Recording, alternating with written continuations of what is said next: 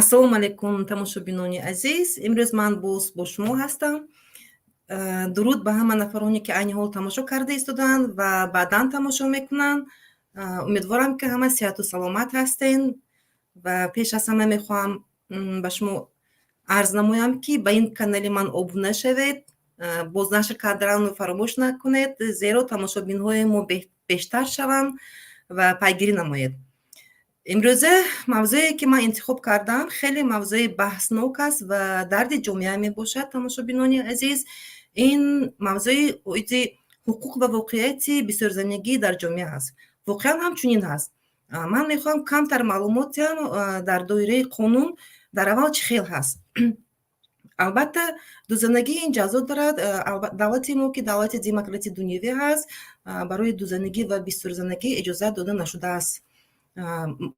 ҳатто ҷазо пешбинӣ карда шудааст. Дар кодекси ҷиноятӣ низ ман ба шумо озӣ мегӯям, моддаи 170 пешбинӣ карда шудааст. Дузанагӣ ё серзанагӣ агар хоҷагӣ якҷоя барад мард, дар он вақт татбиқ карда мешавад, ҷарима ҳаст дар он ҷо ва ба корҳои ислоҳӣ ҳатто маҳрум кардан аз озодӣ ба муддати 2 сол ҳаст.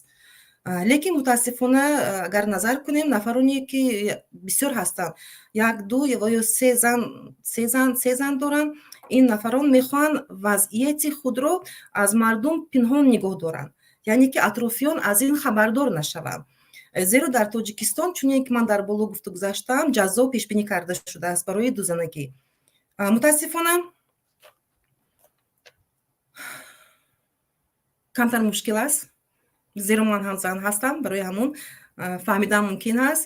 Мутаассифона дар Тоҷикистон аксаран бисёр мансабдорон соҳиби 2 зан ҳастанд, маъшуқа доранд ва бо фарзандҳо доранд ки айни ҳол бисёр фарзандони онҳо сабаб мешавад онҳо ятим мемонанд, бепадар мемонанд. Ин ҳам яке аз мавзӯи доғ ҳаст. Дар оиди ин мавзӯъ боз бо шумо дар оянда суҳбат мекунем. маро чӣ водор кард ки ин барномаи баҳсиро имрӯз пешкаши шумо намоям. Воқее ки рӯзҳои охир 1-2 ҳафта пеш нисбати як зани ҷавонзан, хато накунам ҷавонзани 36 сола, Мадина Маҷидова бошад, чӣ қазияи он кас маро водор намуд ки ман ҳамин барномаро пешкаши шумо намоям. ҳодисае ки бо Мадина рӯй медиҳад, ин 25 август рӯй медиҳад. Яъне зани ин кас зани дуюми яке аз нафарони калидии ширкати Мегафон мебошанд. Парвиз Давлатов ё ин ки Лутфулло Давлатов бошад. Ба фикрам ин кас дунума ҳастанд, яъне ки бо ҳамкори худ бо Мадина зани дуюм мегиранд ё ин ки ҳамчун ишқварзӣ мекунанд, ошиқа мебошад. Ба ин ҳоли маълумоти пурра надодааст. Зани якуми он кас Азиза Давлатова, агар хато накунам, Азиза Давлатова дуруст, ин кас хабардор мешаванд аз тариқи телефони шавҳараш. Албатта чӣ хеле ки аксари занҳо телефони шавҳарашонро мекобанд, мебинанд, пайгирӣ менамоянд, зеро ки боварӣ надоранд. Барои ҳамон пайдо мекунад рақами телефони зани дуюми он касро ва байни онҳо ҷангу ҷанҷол мешаваду бо чӣ хел сабаб набошад ба хонаи Мадина меояд. Дар он вақт гуфта шудааст ки дар осонаҳо, яъне ки Парвиз Давлатов дар ҳамон ҷо мебошад, хабардор мешавад аз муноқишаи байни 2 зан ва аз он ҷо фирор мекунад, яъне ки зани дуюми худро мегузорад. Тақрибан соатҳои 14 бошад, он касро зани дуюмаш бо кадом роҳ ба мошин савор мекунад ва мебарад ба Варзоб ё ин ки Тагоб бошад. Хеле рӯзи дароз латукӯб мекунад, ваҳшиёна латукӯб мекунад. ғайр аз латукӯб кардани он кас боғӣ мекунад ва дар натиҷа аз рӯи ташхисе ки ташхисгарон гуфтанд, ба майнаи сари ӯ хунравӣ кам мешавад ва он кас гуфтан мумкин аст нисфи сари он кас айни ҳол корношаям шудааст ва дар ҳолати кома аст. Инро бубинем ки пас аз чӣ қадар латукӯб кардан соатҳои тахминан яки шаб оварда ба хонаи он кас зани якумаш мепартояд. Ҳамроҳи кӣ бошад маълумоти пурра надорем ҳоли айни ҳол.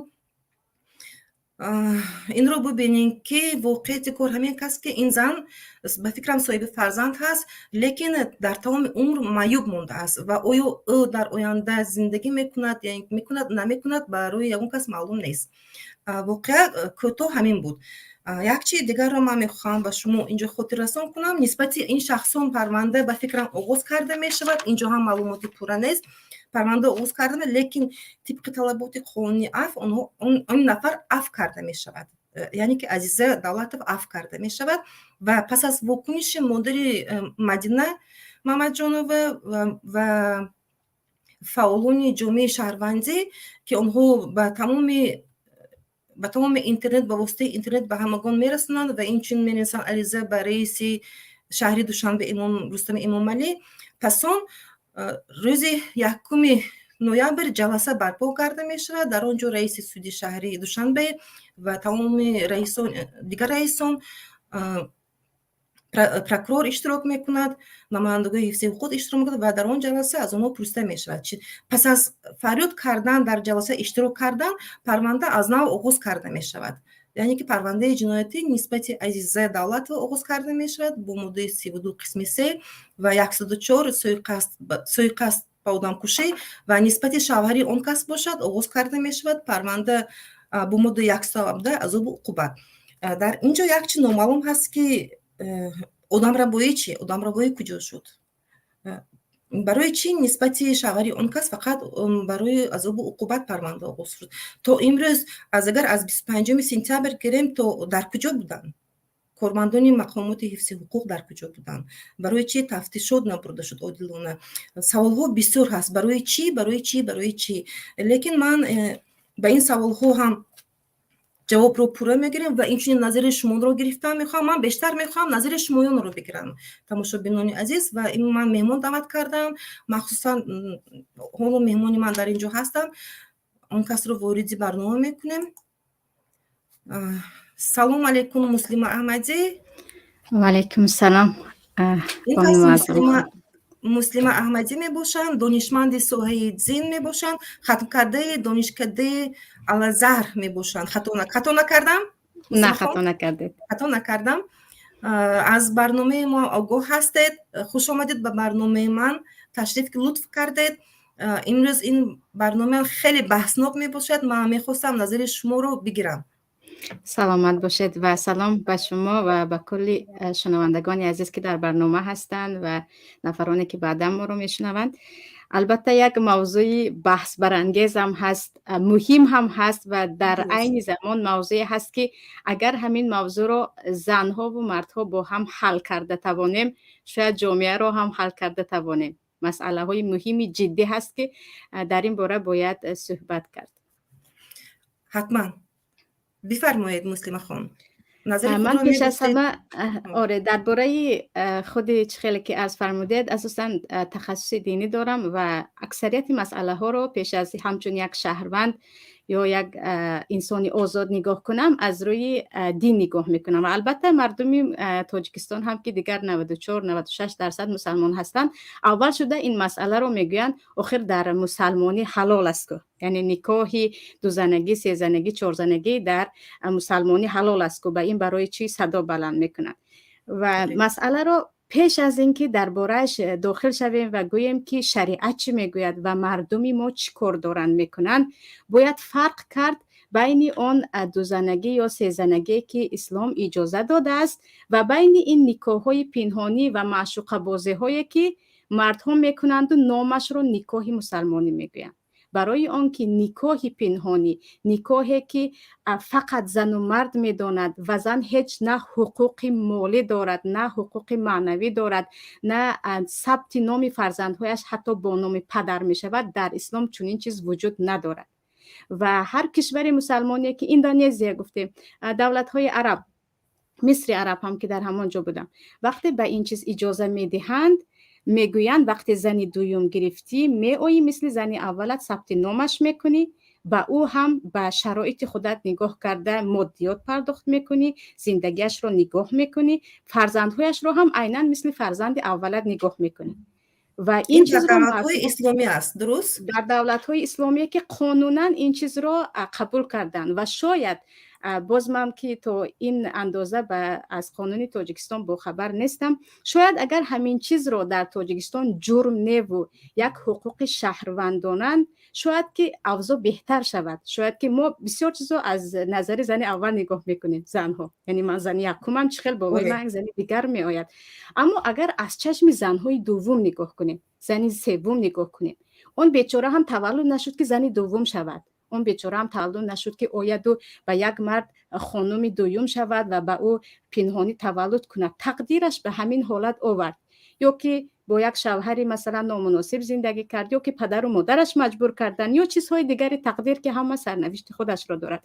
لیکن اگر همین چیز رو، باز هم میگم این نظر شخصی من است، اگر قانون اجازت میداد که اگر زن دوم گرفته پنهانی نه و ثبت نام کنید و همچون یک مرد چگونه که بالای زن اولش حقوق ها رو باید رعایت کنید، شاید همین قصه که الان گفته ایستاده به همین حادثه ها ما روبرو نمیشدیم و زنهای دوم به هیچ چیز نمیموندن. یعنی ببینید که اکثریت حاضر، من که در همین مسئله خیلی زیاد با زنها صحبت میکنم، خیلی زیاد از زنهای اول نگاه کرده زن دوم، سوم و چهارم زیادتر به من مظلوم مینمایند، در حالی که مثلا من خود نه زن دوم هستم یا سوم هستم و وقتی صحبت میکنیم میگویند من کودک کردم، کودک من بابا و بیبیش رو نمیشناسه، شوهری من نمیخواد فرزندی مرا با عائله شناس کند، گویا که من ببخشید از بیروحگین کودک رو آوردم، من هیچ حقوق مالی ندارم، اگر مبادا مثلا شوهری من وفات کرد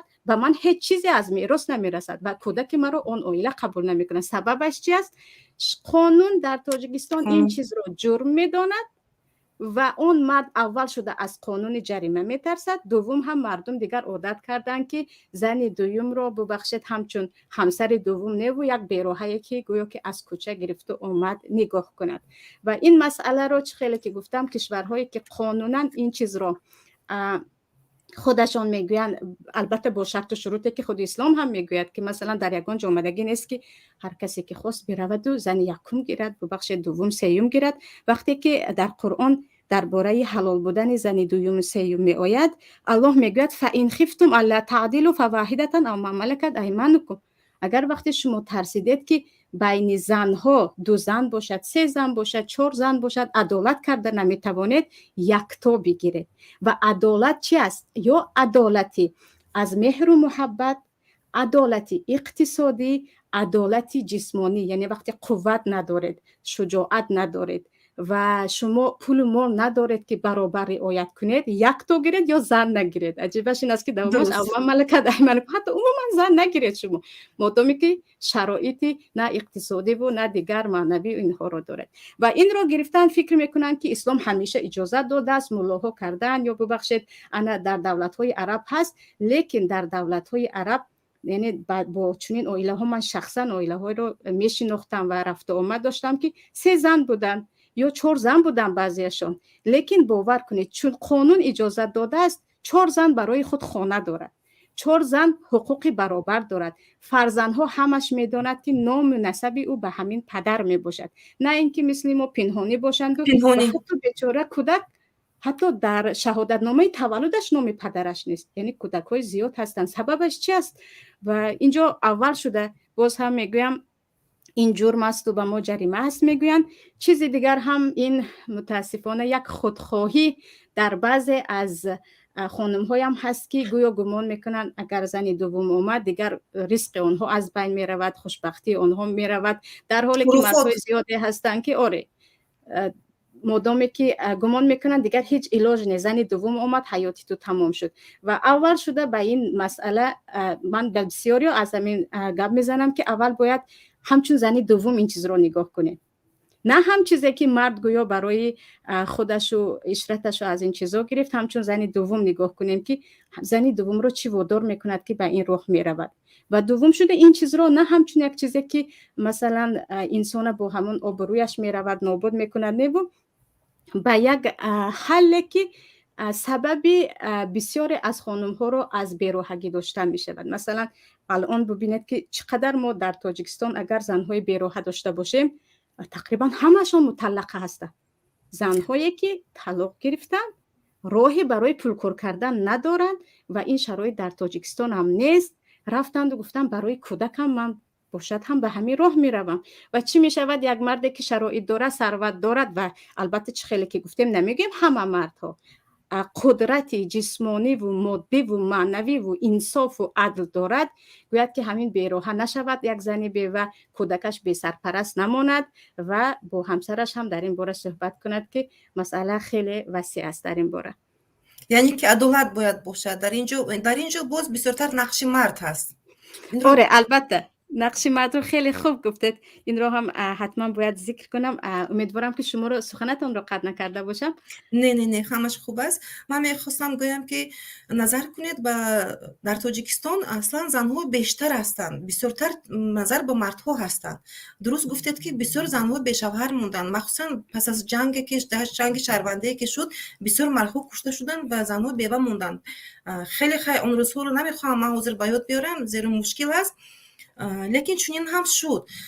یک چیز رو نظر کنید که در تاجیکستان عموما نسبت زن دوم نگاه میکنن همچون معشوقه، این چون با میگن که معشوقه است، زن دوم این رول معشوقه رو بازی میکند. آره حتی زن دوم هم نمیگویند. آره این همه جهت حقوق اون زنان پایمال کرده شده. اونها عموما حقوق ندارن. اگر از جهت قانون گیریم تماما یگان حقوق ندارن. حتی در آینده فرزندان اونها هم حقوق پیدا کرده نمیتونن در بسیار حالت ها. این مسئله رو خیلی که گفتم، اولی سببش این است که قانون این چیز رو عجیب است. معشوقه از مثلا بیراهگی فرزند به دنیا آوردن، از پدری نامعلوم فرزند به دنیا آوردن جرم نیست در تاجیکستان. اما اینکه یک نفر نکاح کرد و با اون همسرش نام و نسبش رو داد، همان روز میارن با جرم بسیار زنی او تهمت شد. کسی با جرم بسیار معشوقه داشتن نه، با جرم اینکه با زنهای زیاد میرود نه. اما باز هم چیزی دیگر این است که برای زنهای بیراه خیلی زیاد جرم و چاره اندیشیده میستن، برای مردهای بیراه چیزی دیگری هم نیست. یعنی مرد سالای در جامعه ما از اینجا هم شروع میکنن. درست. زنهای بیراه هم این رو ببینین که چه سبب میشد که زنها بیراه میشوند. یکی از سبب‌ها چه خیلی که من گفتم پیش از اینکه گویم مثلا درباره دوزانگی گپ نزنید، مردها از این از خود میروند. یعنی با من شخصا بسیار خواهرها در این باره علاوه خصوص عجیب است، زنهای از 50 بالاتر، یعنی علاقه خانم‌هایی که با نبیره دار شدن میگن خواهش میکنم همین مسئله رو اینقدر تفصیل ندید که همه میگوین نگاه کن. خیلی که گفتم بیراهه هایی که در تاجیکستان هست اکثریتشان مطلق هستند، یعنی از شوهر طلاق گرفته برآمدن. یک دوم که مثلا در دیگر کشورها، در ترکیه هم هست این چیز، وقتی که زن طلاق میگیرد اولا شده قانون آن مرد رو مجبورش میکند که به او جبران پرداخت کند و جبرانی پرداختش از حق مهر شروع می شود تا جایزی استش که خودی در شریعت هم زن بعد از طلاق باید مدتی که عده دارد با جای خوب و شرایطی کامل مهیا شود. این چیز در ما نیست. یعنی زنی طلاق شده کدام جبران پولی رو میگیرد و چیزی دیگر یگان کمک برای او نمی شود که تو مدتی که تو زندگیت رود یگان کمک نیست. و از همه بدترش جای کار در تاجیکستان برای زنها نیست و یا اینکه خودشان را برای معشوقه شدن با اصطلاح نکاح دوم یا نکاح پنهانی راضی میشوند، در حالی که خودشان هم میدونن. و من از نگاه شریعت میگویم 100% چنین نکاح در شریعت وجود ندارد که شما پنهانی با یک کس روید و من زنی تو شوهری من، کسی از این خبرش نیست، شما هیچ حقوق مالی ندارید و اون مرد کی خواست به نزد شما می آید. یعنی نه تقسیم روز و شب است، نه تقسیم پول و مال است این چیز.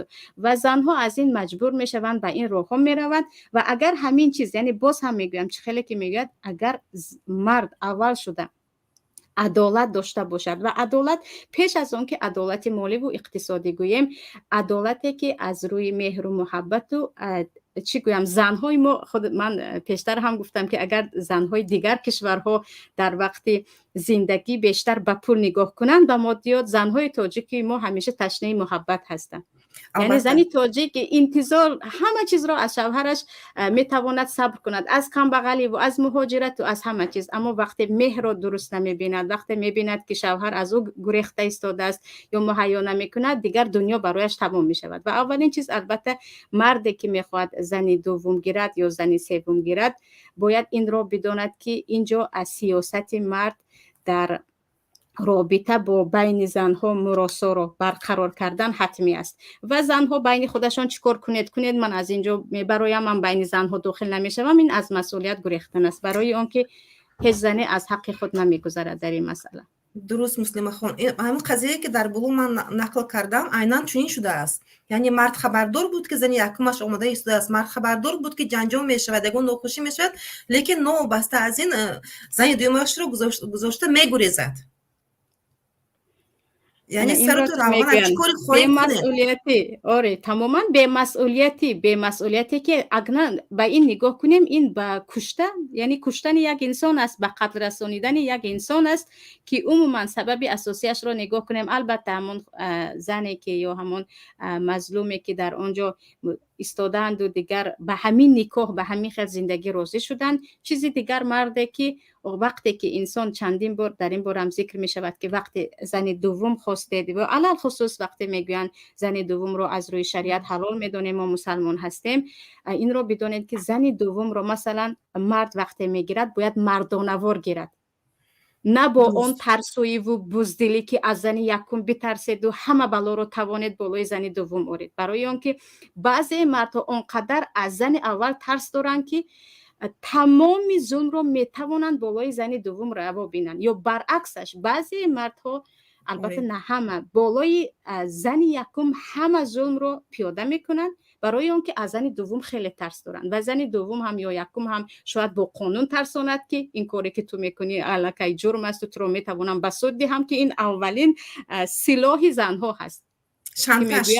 آره همین که تو رو چی میکنیم نابود میکنیم. چیزی دیگر چی خیلی که گفتیم، وقتی یگانه زنی که در خانه هست بالای او عدل کرده نمیتوانیم، بالای او همون شرایطی که باید مهیا کرد مهیا نمیشود، از پس زن دوم نباید یگان نفر دوید، برای اینکه این چیز را اولا نه اسلام اجازه میدهد نه خودش ببخشید خودش یگان انسان سالما اگر فکر کند ببینید که انسانی که از عهده یک زن و یک شرایط نمیبراید چگونه میتواند از پی عائله دوم شود. و این چیز رو نفرانی توانند که جرأتش را داشته باشند، یعنی هم جرأت و هم قدرت از روی اقتصادیات و از روی عصب، چون وقتی عصب خراب می شود حتی انسان هایی هستند که خواهره که بود از خود استرافشان میگوید من و زن یکمش هر دو یکی 2 تا یکی 5 تا بچه داشتیم، در یک بارگی هر دویمان رو طلاق داد. دیگر خودی معینه مرد میگوید بین ما از این طرف تا اون طرف ویران شد، هر دومان الان مطلقه هستیم، دیگر او هم تنها زندگی دارد، او تماما نمیخواد دیگر زن بگیرد. یعنی هر دوش رو پرتاف دیگر از هر دو زن بیزار شد. از کلی زنها گمان میکنم از کلی زنها بیزار شد. یک چی رو ببینین که بسیار چی در جامعه ما زنها بسیارتر میگن که مردها حتی مردکار باشن هم زن دوم گرفته ایستادن، اونها یگان قوه نگاه بین کردن ندارن، لیکن زن دوم گرفته ایستادن. چنین سخنها رو من بسیار شنیدم.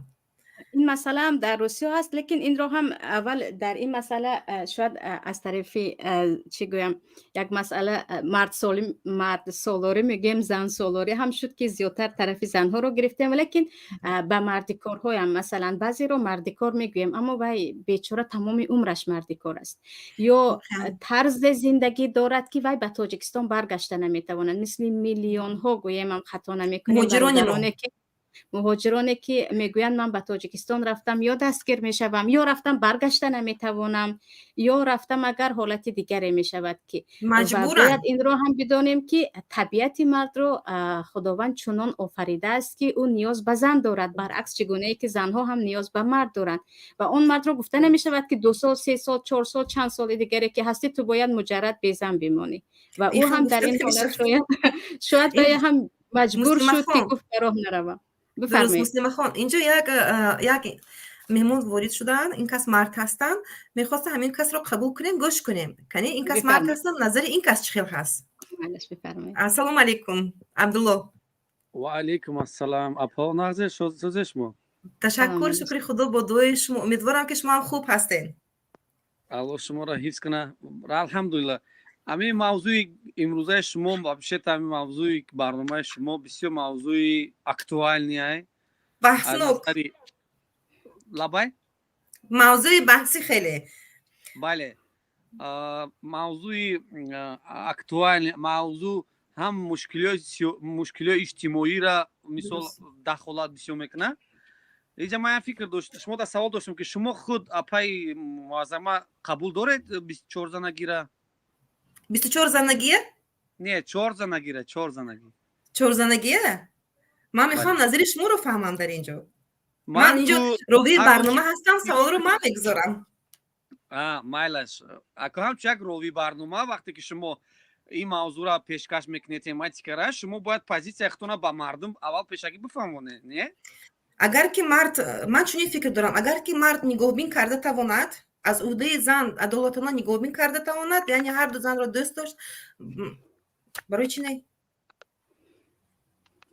از نگاه من، شخصا نگاه من است. آوازتون چی شد؟ عبدالله شما رو میشنوید؟ یک زن بگیرید ما میگه من بله میشنوم. من نگاه خود رو گفتم، اگر که از عهده زن برآمده تواند، رنگ چیتر قضیه که پیشتر شده ایستاده است. همین روز با من خوندم در مسکو یک مرد زن تاجیکش رو حامله‌دار بوده است، در زلاتوکوب میکند برای گرفتن زن دوم. جنگ و جنجال می شود و عین حال در بلنسه است این مرد باشد که مرد تاجیک در پلیس می باشد. اگر که روزی کرده تواند زن یکمش روزی باشد، یعنی که همه طرفه نگاهبین کرده تواند، به فکر من یگان مشکلی ندارد. فکر و عقیده من.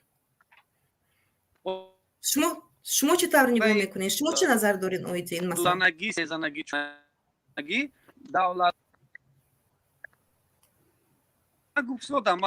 کمتر میرود. شما آوازتون خیلی پس آمده ایستاده است. به فکرم اینترنتتون مشکلی دارد. چند مرا عبدالله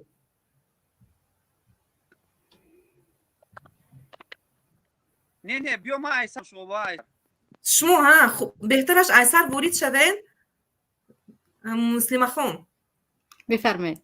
این کس چی کردن؟ این کس مشکلی پیدا شد، برای همین صحبت رو دوام میدهیم. عین حال همین روز من باز یک از رسانه 2-3 ساعت پیشتر خوندم که یک مرد تاجیک در مسکو باشد یا پد مسکو باشد، زنش که حامله‌دار هست 5 ماه است، لاتوکوب سخت میکند، عین حال و زن در بیمارخانه است و برای گرفتن زن دوم، یعنی اجازه نداده است یا پناهی گرفته است، زن خبردار میشود.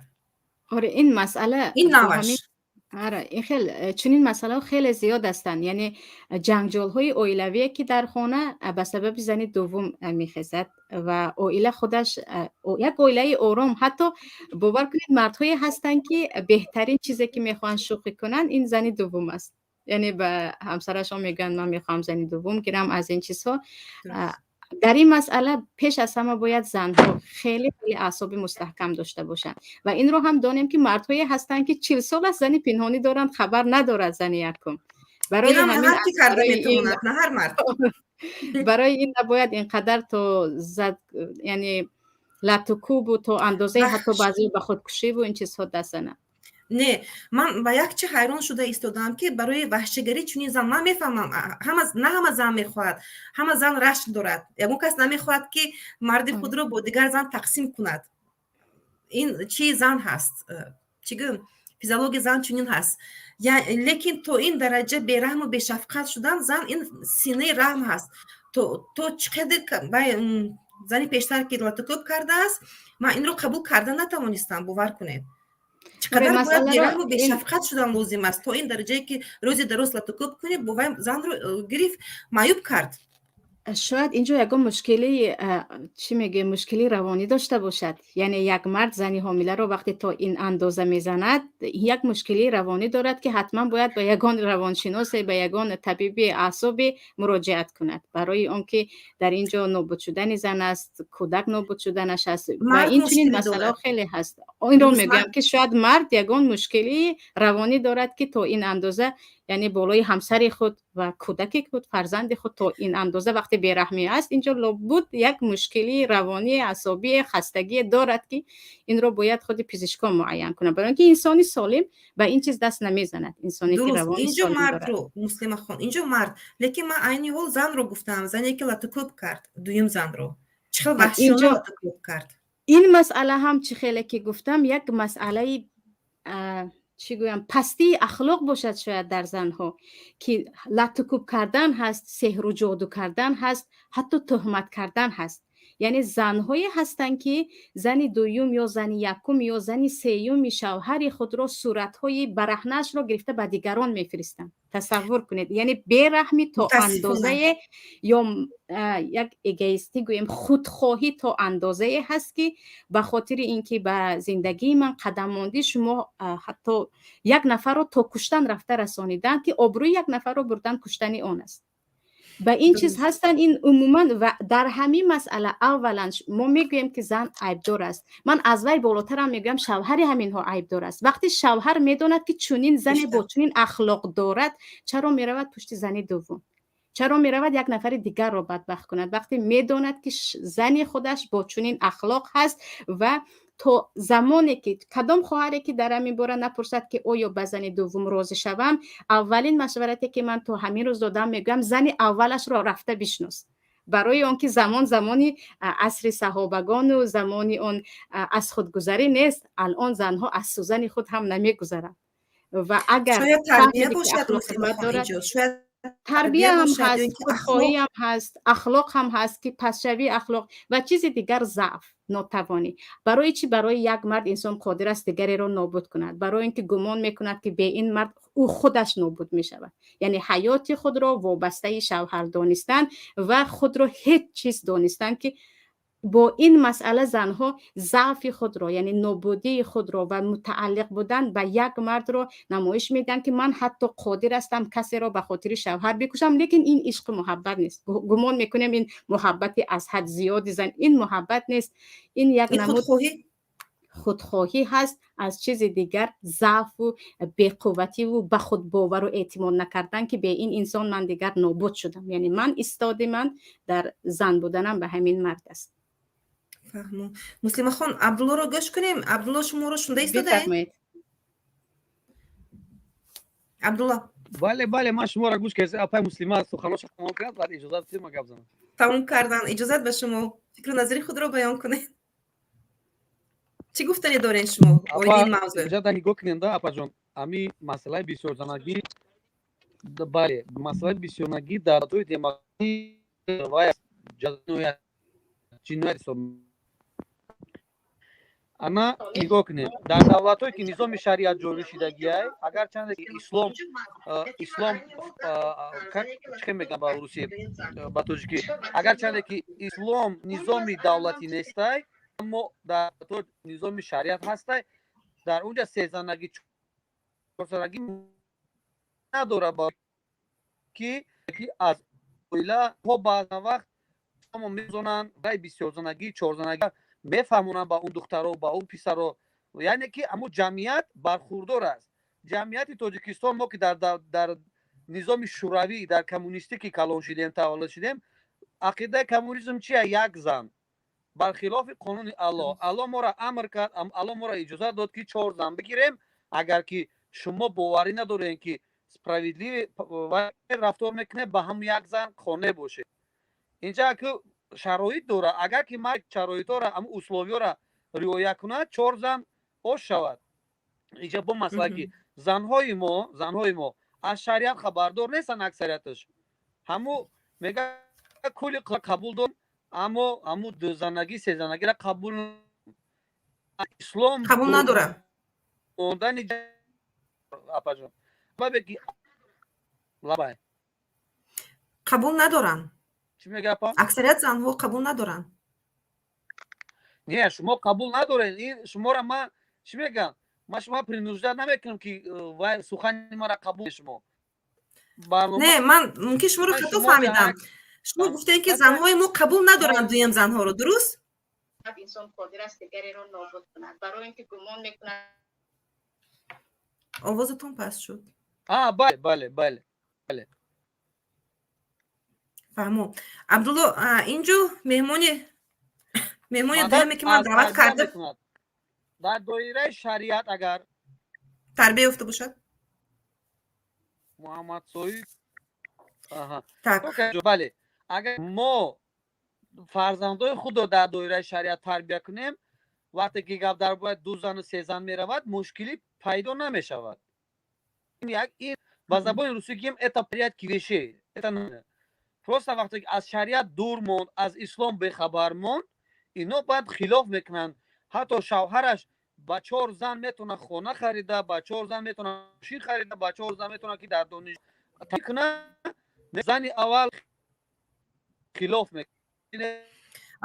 بسیار مردهای ما پنهان میکنن. شما با این چی میگویید؟ دین مشکلی داره. بسیار مردهای ما اکثریت مردهای ما پنهان میکنن. خیلی با این البته معلوم است که جزا پیش بینی کرده شده است. بله درست. نگاه کن اپا جان. Ну خای конечно در دولت دموکراتیک جزا پیش بینی شده. نه اگر من 4 تا معشوقه داشته باشم جزا پیش بینی نشده است. جزا نیست. جزا نیست برای شما. برای معشوقه جزا نیست.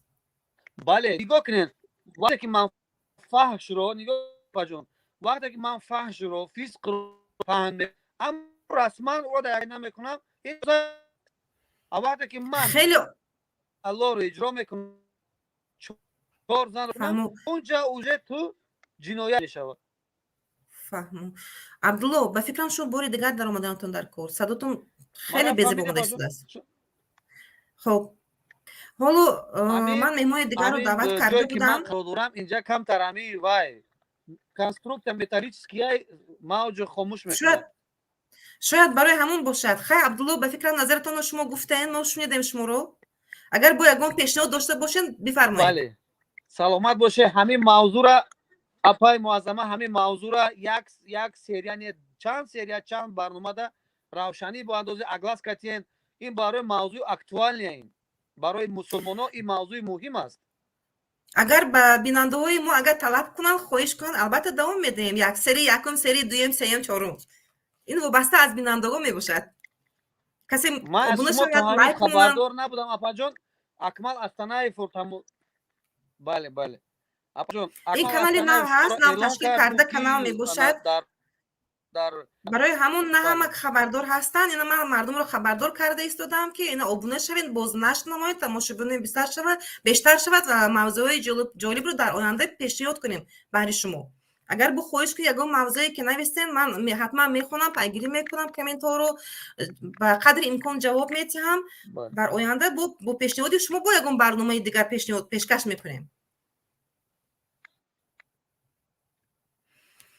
عبدالله شما گفتین بهترین سلامت باشه اپا جان. تشکر که در برنامه قبول کردین. در پناه خداوند باشین پیگیری نماین. خب اینجا مهمون دعوت کرده من باز یک مهمون دعوت کرده بودم. این کس چهره شناخته هستن. چهرهتون رو میکشید. اکی محمد سعید رضایی این کس حقوق شناس هستند. ختم کرده دانشگاه ملی تاجیکستان میباشند. دانشگاه بین‌المللی پنجاب پاکستان را تمام در رشته زبان عربی دامولو و دانشمند ساحه دین میباشند. خوش آمدید به برنامه من. اکی محمد سعید امیدوارم که صحت و سلامت هستید. میکروفونتون یک دقیقه میکروفونتون انکون شد. بسم الله الرحمن الرحیم. سلام علیکم و رحمت الله و برکاته. سلامت باشید. تشکر زیاد برای اینکه در این برنامه که خیلی برنامه مهم است و واقعا هم از ضروریات زندگی هست دعوت به عمل آوردید و ما رو دعوت کردید. برای شما و برای بینندگانتون، برای کسانی که مخلص هستند و شما را در این شبکه میبینند، سلام و پیام خود را میرسونم. خداوند سربلند و عزتمند باشه. خب حالا من آماده هستم که هر سوال یا پاسخی در این مورد اگر ارائه شود البته که حضور شما تقدیم می‌دارم. اما قبل از همه در رابطه با موضوعی که حالا شما مطرح کردید که من فکر میکنم مسئله چی است؟ مسئله حقوقی بسیار زنگی یا که مشکلات حقوقی بسیار زنگی در جامعه است. همین گونه واقعیت جای داشتنی دو زنگی و یا بسیار زنگی در جامعه شهروندی ما و من در جامعه در تاجیکستان باشه. همین مسئله خیلی بحثناک است.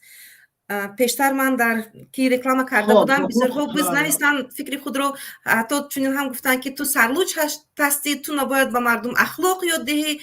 خیلی گپ‌های بسیار شد و این اهمیت نمیدهم، لیکن به هر حال این مسئله رو، این بحثناک رو گرفتیم. خب حقوق و واقعیت بسیار زندگی در جامعه. درست. حقوق و واقعیت بسیار زندگی در جامعه. البته خب حالا با اون چیزایی که شما اشاره کردید دیگر از موضوع بیرون بدن، اگر حالا درباره حجاب است یا سرلوچ بودن است یا که اینها موضوعهای علاهیده هستند که اگر شما برنامه کنید ما میتونیم که در اونها صحبت کنیم و بسیار کسایی هستند که شاید در اونها صحبت بکنن. حالا ما به همین موضوع میخوایم که بپردازیم. خوب میشد. البته موضوع که حقوق و واقعیت بسیار زنگی در جامعه خیلی هم موضوع وسیع است، اما در این که شما عنوان گذاشتید، نام گذاشتید، موضوع یک گونه فکر میکنم که موجز منحصر شده است و بعضی گوشه های از مثلا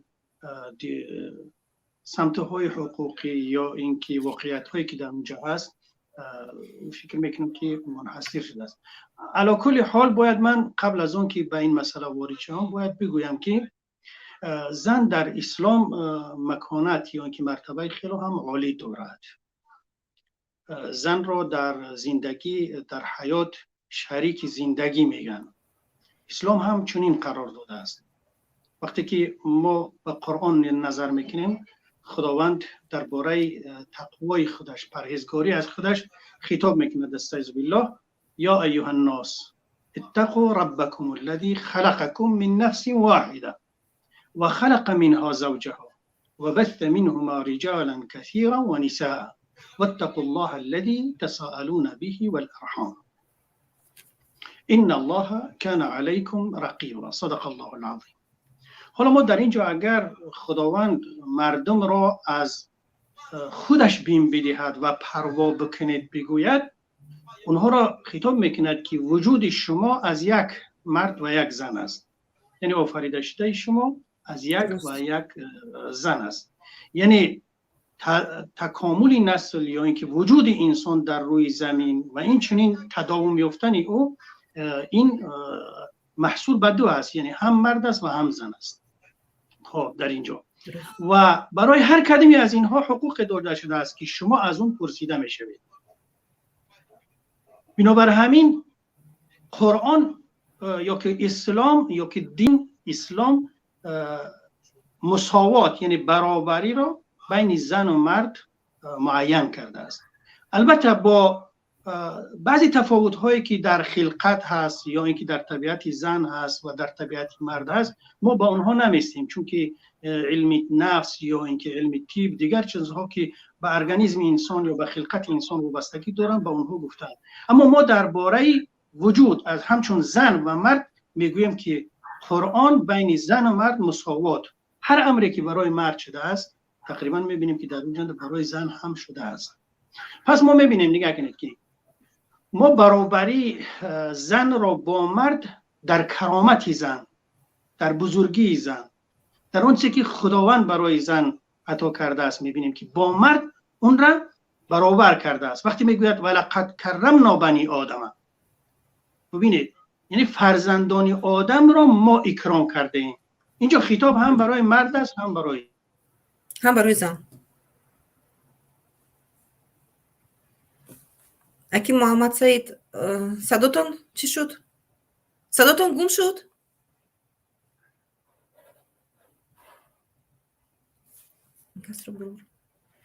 صداتون گم شد. اکی محمد سعید مشکلی پیدا کردید؟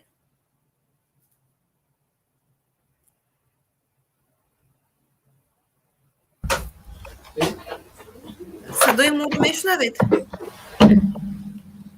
بار دیگر سلام، صدای شما با ما میآید ولیکن گمان میکنم از اکی محمد سعید به فکرم چی شد؟ کنده شد. از نام وارد میشوید به فکرم. مشکلی نبود برای شما وارد شدن به برنامه؟ مشکلی بود؟ برای این کس به فکرم کمتر مشکلی بود. آره یک مشکلی شاید در تکنیکی داشته باشن. مشکلی تکنیکی داشتم. اینجا یک مسئله بود میخواستم بگویم پیش از اینکه برادر در خود برنامه بودن با شما که درباره آن گفتن که اگر از کودکی به زنها یا در عائله ها تربیت شود درباره 4 زنگی بسیار زنگی، حالت مردم به چنین احوال نمی افتد.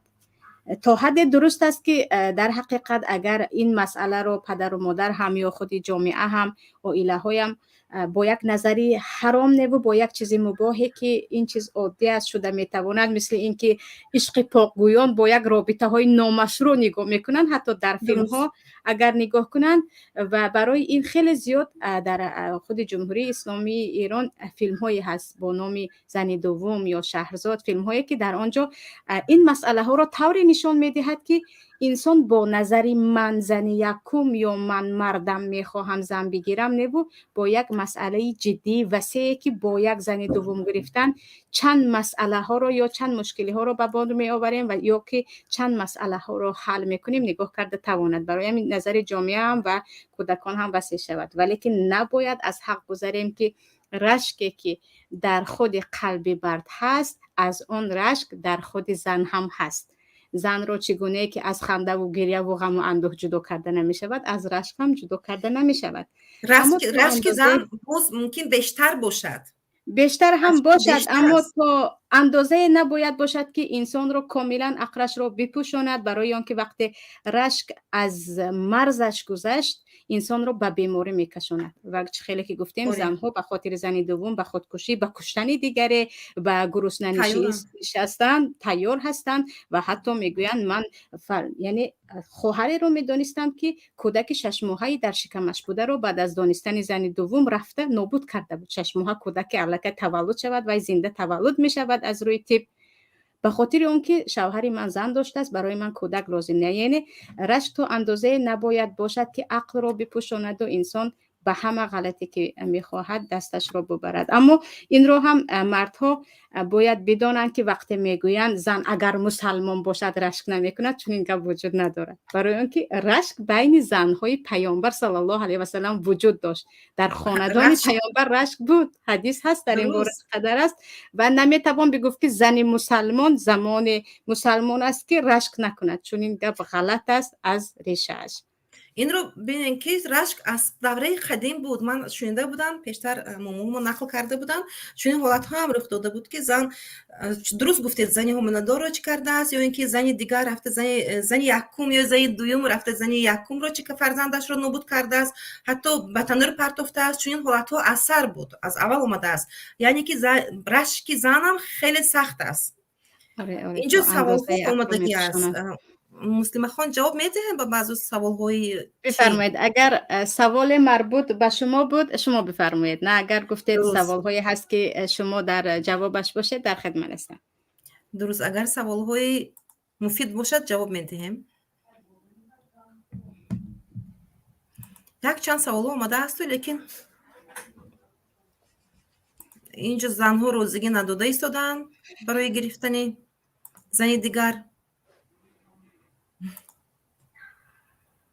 نه، فکر کنم که به این سوال ها جواب نمیدهیم. اگر کسی خواهد فکر و نظر خود را بیان کردن میتونن وارد برنامه شوند. درست؟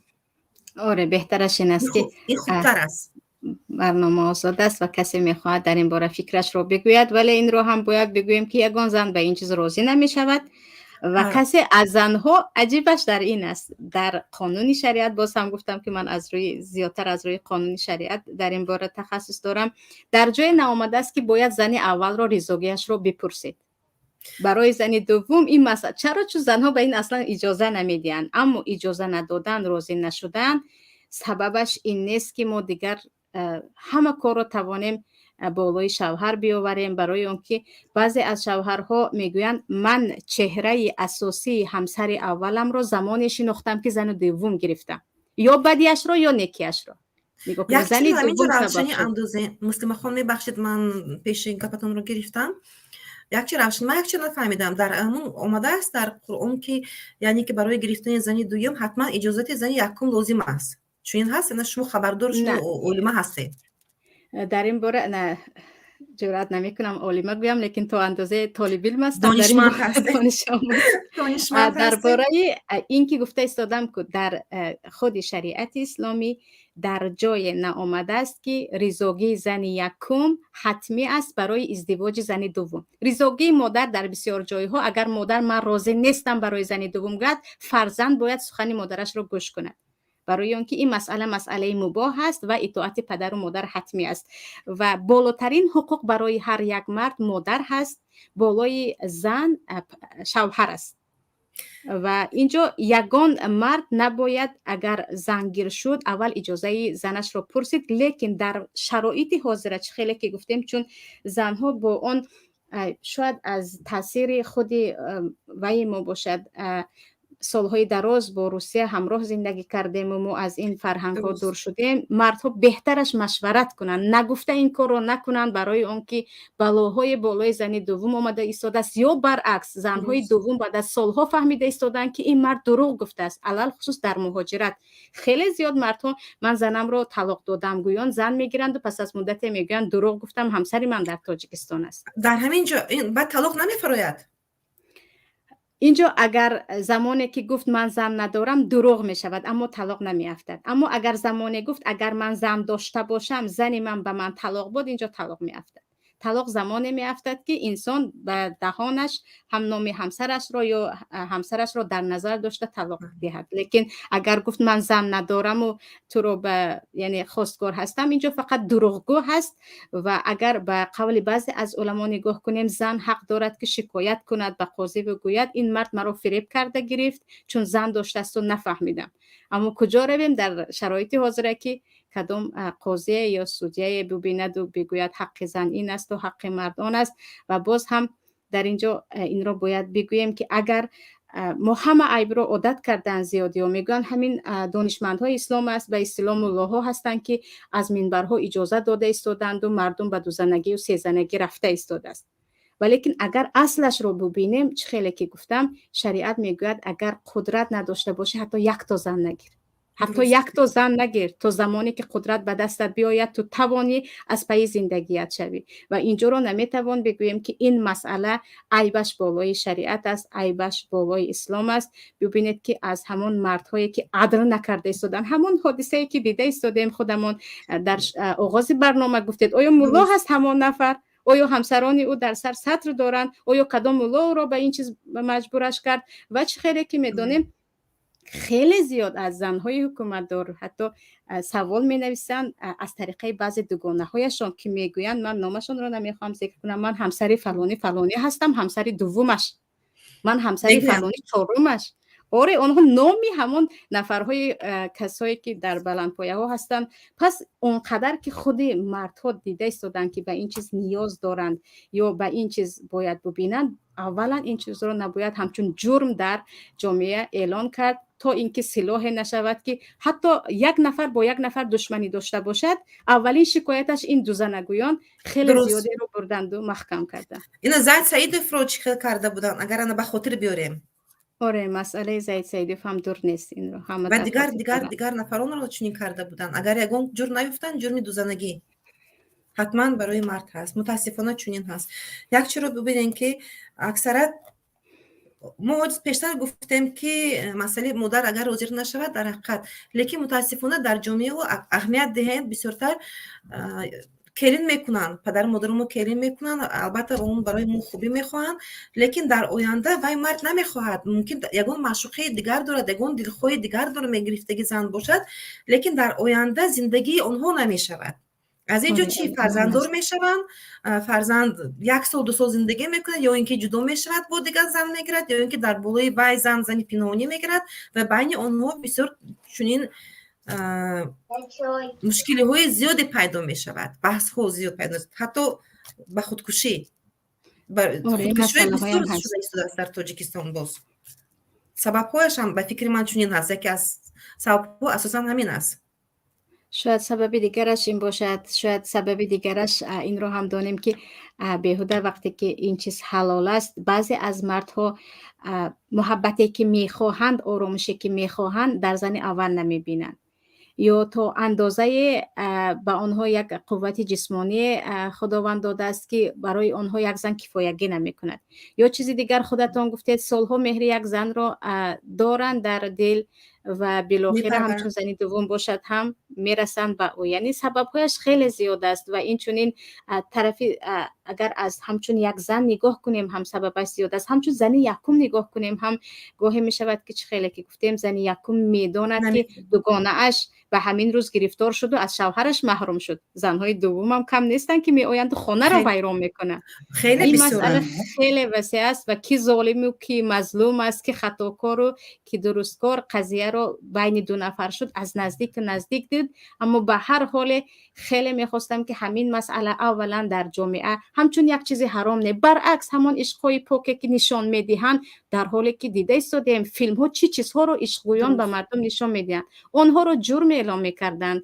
و کسی که میگوید من حقوق این زن رو میدهم، برایش خانه و میدهم، برای فرزندانش من پدری میکنم، او رو جرم حساب نمیکردن. که اینقدر عزیزان ما گویم مردهایی که یتیم ها رو برای خود گرفتند و گفتند من سرپرست این یتیم میشوم، به سبب همین سرپرستی زیر پنجره نروند که تو زنی دویم داری. درست گفتید. مسلمه خان اینجا محمد سید، اکی محمد سید هم اومدن. اکی محمد سید میکروفونتون رو البته بفرمایید. مشکلتون به فکرم برطرف شد. چی مشکلی پیدا کرد؟ بار اول در استریم به فکرم بار اول است. درست؟ به این برنامه بار اول است. گرچه من وارد هستم به این تکنولوژی، این که تلفن و اینترنت اینها، اما این برنامه نو است. خب باز هم بخشش میخوام از شما و از بینندگان محترم. مشکلی ندارد.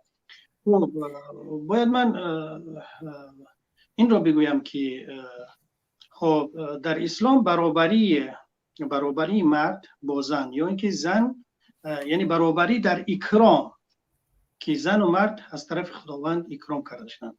برابری در حقوق میراث، این حق مادی زن، که زن حق دارد که از مادیات، از مال، دارایی حق داشته باشد و حق خود را صاحب شود، خواه از پدرش است، خواه از مادرش است، خواه از شوهرش است، خواه از جامعه است و معاملاتش.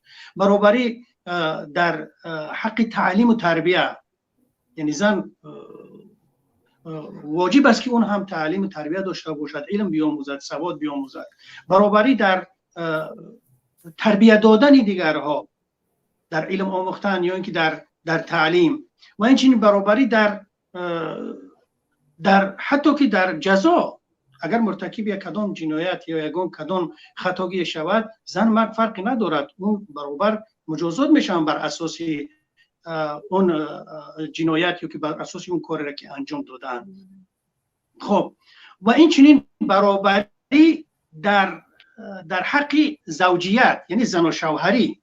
اگر ما قرآن را نگاه کنیم، میگه که قرآن در برابری با زن و مرد میگوید که خب برای اونها هست، یعنی اونها حق دارن از شوهر آن چیزی را که شوهر از اونها حق دارد. یعنی این برابر است که دیگر اون حقی خب غریزه طبیعی شو باشد یا اینکه مادی شو باشد یا اینکه کدام چیز دیگر، یا حق فرزند و دیگر چیزها، لهن ما علیهن نمیگه. خب و این چنین برابری میبینیم ما در خب حالا ما که یکم درباره حقوق زوجیت گفتیم، یعنی برابری بین زوجیت. ما میبینیم که خب زن مکرم است از طرف دین، همچون زوجه، همچون یعنی شریک زندگی برای او حقوق داده شده است و اکرام کرده شده است که شریک زندگی در عائله، تشکیل عائله و تربیه عائله و خب خدمتی به عائله، به جامعه، به مجتمع برابر هست.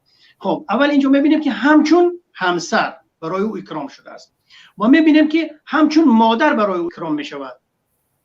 برای زن یک اکرام همچون مادر، وقتی که مادر میشود، بسیاری نصوص قرآن را یا که تاکیدهای پیغمبر را بر این میبینیم که حتی جنت که یعنی زندگی و تلاش برای آخرت یافتن اون زیر قدم های او است. حتی پیامبر صلی الله علیه و سلم را میبینیم که برای زن میگه که استوصفو خب بالنساء خیرا او کما قال رسول صلی الله علیه و سلم، یعنی من وصیتی من با زن برای زنها این است که با اونها خیر و خوبی، معامله خوبی داشته باشید. همچون مادر ما میبینیمش. خب ما میبینیم که وقتی نظر بکنیم از این لحاظ، زن در همه مرحله زندگیش از طرف اسلام، از طرف خداوند، یعنی با عزت و با اکرام شناخته شده است و برای او تاکید شده است برای این کار.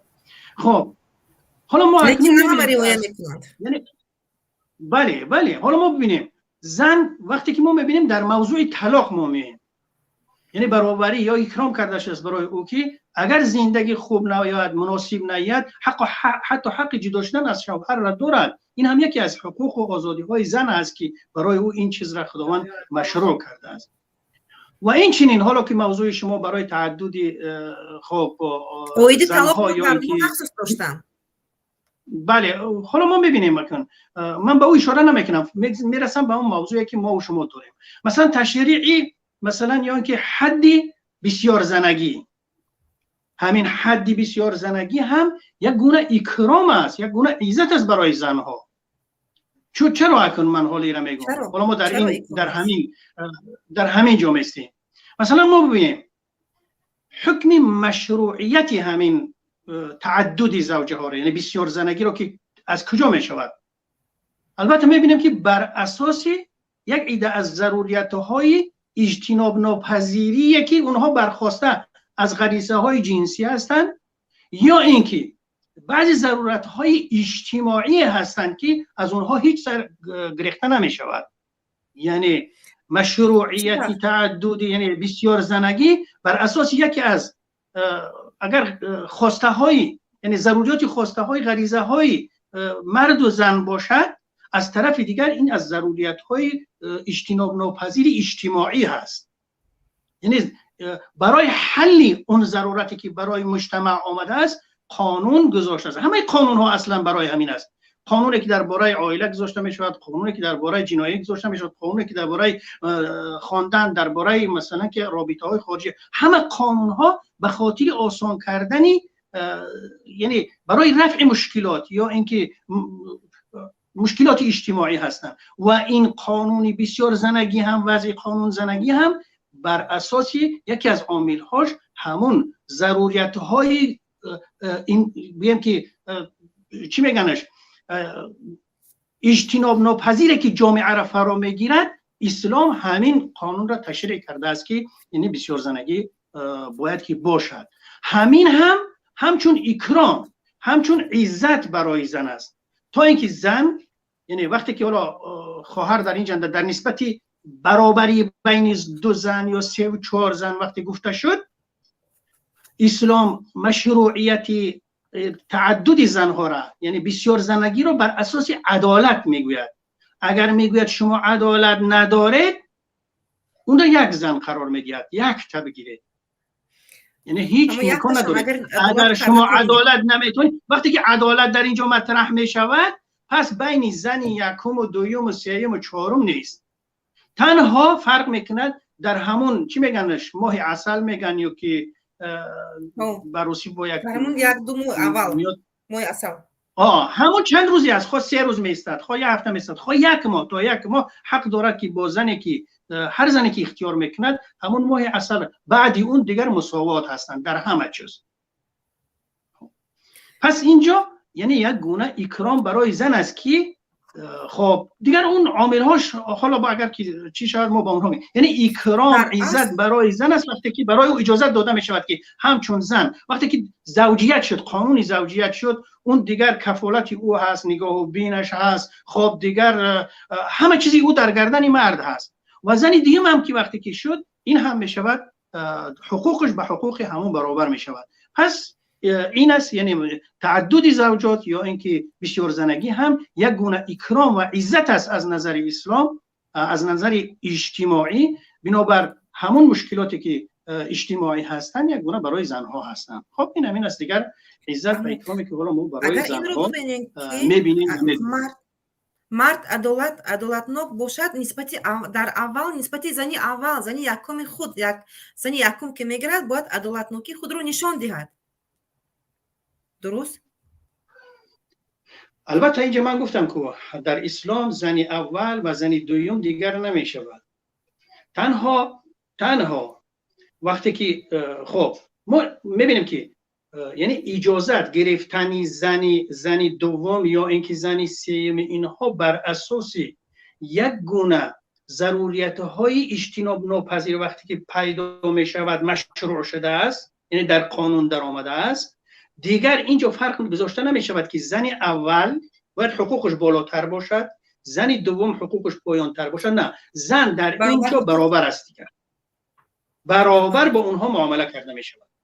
درست است که مثلا همچون چی میگن، همچون عاطفه بیرونی زنی که اول هست او امید میکند که در بین مجتمع، در بین دیگر زنها، در بین دوستها، نزدیکها، خویش تبار یک گونه احترام داشته باشد، یک گونه برای او، چون که برای او اجازت داده شده است که همسر دیگر بگیرد. البته این چیز وجود دارد اما از لحاظ شرع دیگر هر دوی اونها برابر هستند و عدالت این است که با هر دوی اونها یا 3 تا هستند یا 4 تا هستند با اونها عدالت یعنی مساوی باشد، برابر باشد. نقشه اساسی در مرد هست. البته نقشه اساسی در مرد هست، اما درست است. برای همین هم قرآن خطاب میکند که و این خفتم الا تعدلوا، یعنی اگر شما ترس دارید که عدالت کردن نمیتونید فواحدتون، یعنی تنها یک تا زن بگیرید. نقشه اساسی در اینجا هست. اما حالا مشکلاتی که امروز برای مثلا که زنها، یعنی واقعیتی که برای زنهای دوم، حالا ما خطاب میکنیم که زنهای دوم این مشکلات را دارن، اما ما میبینیم خیلی ما اگر حالا جامعه خودمون تاجیکستان را در نظر بگیریم، یعنی مشکلاتی که از اونها ما شکایت میکنیم یعنی خاص به زنهای دوم نیستن. بسیاری از زنهایی هستن که یک زن هستن اما این مشکلات را دارن. به احترامی برای اونها هست. خب نمیدونم در برابر مسئله های پدر و مادر هست، در برابر مسئله های برادری هست، در مسئله های خواهر و مثلا که اپا و اینها هست. دیده می شود که اینها هست. در مسائل زندگی هم ما میبینیم که بسیاری از زن، حالا من حسابات اونها رو نمیدونم، بسیاری از زنهای هستن که اونها یک زن هستن، زنی اول هم هستن، این مشکلات را دارن. اما مشکلاتی که برای زنهای دوم میآیند یعنی بسیارتر از اونها شکایت میکنیم، بیشتر از اون که به مردها مربوط باشن، چون که بر اساس کدام ضرورتی که این کار شده است، یا که تعداد زنها بیشتر هستند، یا اینکه عائلش خب بیمار است، یا کدام مشکلات هایی هستند، یعنی یگان مشکلاتی که هستن که این کار به وجود آمد. بسیار واقعا اهمیت دهید که حالا ببینید وقتی که حقوق زنی دوم پایمال می شود یا از زنی یکم پایمال می شود بر اساس قانونی وضع شده همون کشور است. مثلا اگر از این که من فکر میکنم از این که در تاجیکستان یعنی دو زنگی منع کرده شود، اگر او به قانون در قانون در آورده شود و برای اون جزا معین کرده شود، وقتی که این چیز یعنی بر اساس این که این مشکلات در جامعه باشد و اون را قانونی کرده شود، بعد از آن یعنی اون را هم در سطح حالتهای شهروندی به قید گرفته شود و اون زن حق پیدا کند که برود برود مثلا دعوا کند سر حقوق خودش، آنچه که پایمال شده است. بسیاری از این مشکلات رفع می شود. این مشکلات های هستند که حتی زنهای یکم هم این کار نمیکنن، این حق خودشون رو طلب نمیکنن. مشکلات در اینجا است. اصلا ندارن. عین حال زنهای یکم جدا میشوند، مشکلی میباید جدا میشن، حتی به خانه شوهر مسکون شده نمیتونن، فرزندای آنها در کوچه میمونن. اویدی این مسئله هم پیشتر برنامه کرده بودیم، من گذشتگی بودم اینجا. اکی محمد سعید یک نفر آمده است توجیک، قبول کنیم این کس رو مصلحت میدیم؟ قبول کنیم. بله قبول کنیم. مصلحت دیم کنین چی گفتنی داشته باشم. یک دو نفر اومده رفتم قبول کردن. تمام. سلام علیکم. سلام علیکم. امیدوارم که خوب هستین توجیک. رحمت از شما پرسیم. بدوی شما خوب صحت سلامت هستین. بفرمایید. بسیار می‌سوگم که یک موضوع جالب و ما می‌خواستم که همین فکر و عقیده خدا در این بابت ابراز نمایم. بفرمایید. اینجا اکی محمد سعید هستن، هم حقوق شناس هستن، هم دانشمند سایه دین هستن. همه طرفه اینمون دو کسه جواب میدیم، کوشش میکنیم. یا اینکه با فکر خود رو بگید. من فکر میکنم که در جامعه‌ای که مثلا ما میخوایم ساختن، جامعه گویم که دموکراتی، حقوق بنیاد، مثلا چنین حادثه شاید که مثلا یک مشکلات بیارد در جامعه. چگونه مشکلات؟ وقتی که ما در صورتی گویم که برابری گندری صحبت میکنیم، وقتی که مثلا در بابت برابری گندری صحبت میکنیم، حق و حقوقی که مثلا زن در این حالت مثلا پیدا میکند یا که در این حالت مثلا به زن حقوقی داده میشد، این احساسی گویم که یک پیمال از طرف یک زن دیگر میشد. برای چی؟ برای آنکه در این بابت من مثال همه زنها مثلا در یک سین بودن نمیتوانند. شاید که یک زن مثلا جوانتر میشد، با او توجه زیادتر میشود، یا که مثلا اگه چی تو حتی شما فکر کنید در جامعه ما تو حتی زنها با خواهر یعنی که رشک میکنند، میگن که نه مثلا تو بابا کیمچی تحفه دادی، یا که مثلا گویم که یک چیزی خوب بابا دادی با من نکردی. همین چیزهای نابرابری باعث ویران شدنی همین گونه گویم که اویله ها میگردن. و دیگر مسئله این چی است؟ مسئله این است که چطوری که ما میبینیم جامعه ما از تقریبا از سال 2010 این جانب 2 مراتبه اهالی افزایش یافته است. در حالتی که مثلا ما گویم که یک مشکلات اقتصادی داریم، مشکلات اقتصادی، مشکلات اجتماعی و غیره و غیره، و مفهوم زن در این جامعه گویم که اولین درجه نیست. مفهوم زن در این جامعه گویم که شاید که سومین درجه باشد یا چی باشد، زیرا که زن تا حال آواز خود را ندارد در این جامعه، حقوق مثلا توانایی خود را ندارد در این جامعه. و اگر گویم که در آینده مثل چنین اویله ها برپا شود، اگر تا حتی با زن مشکل می شود که او یا تعلیماتی خوب به فرزندانش دهد یا که مثلا آنها را خوب به وایه رساند. این چیزها مثلا میشن باعث همین مشکلی آینده در جامعه. و این افزایشی که من گفتم در جامعه ما اهالی، این یک نشان آن است که مردم ما بسیار به توجه هستند تماما به این چیزهایی که مثلا در مسئله مثلا گویم که اجتماعیات، مثلا در مسئله با پلانگیری گویم که اویله، با مسئله گویم که با وایه رسیدن مثلا فرزندا و غیره، تو با مسئله با دانش و مثلا با چی تامین نمودن فرزندای خود، با این چیزها بسیار به اهمیت هست. و این شاید که این سال نه، سال دیگر نه، در آینده نزدیک این مثلا گویم که مشکلات باعث مشکلات سخت سنگین برای اقتصادیات ما تاجیکستان میگردن. فهمو. شما چی پیشنهاد دارید؟ اینجا در استودیو بسیار نفران اومدن. من پیشنهاد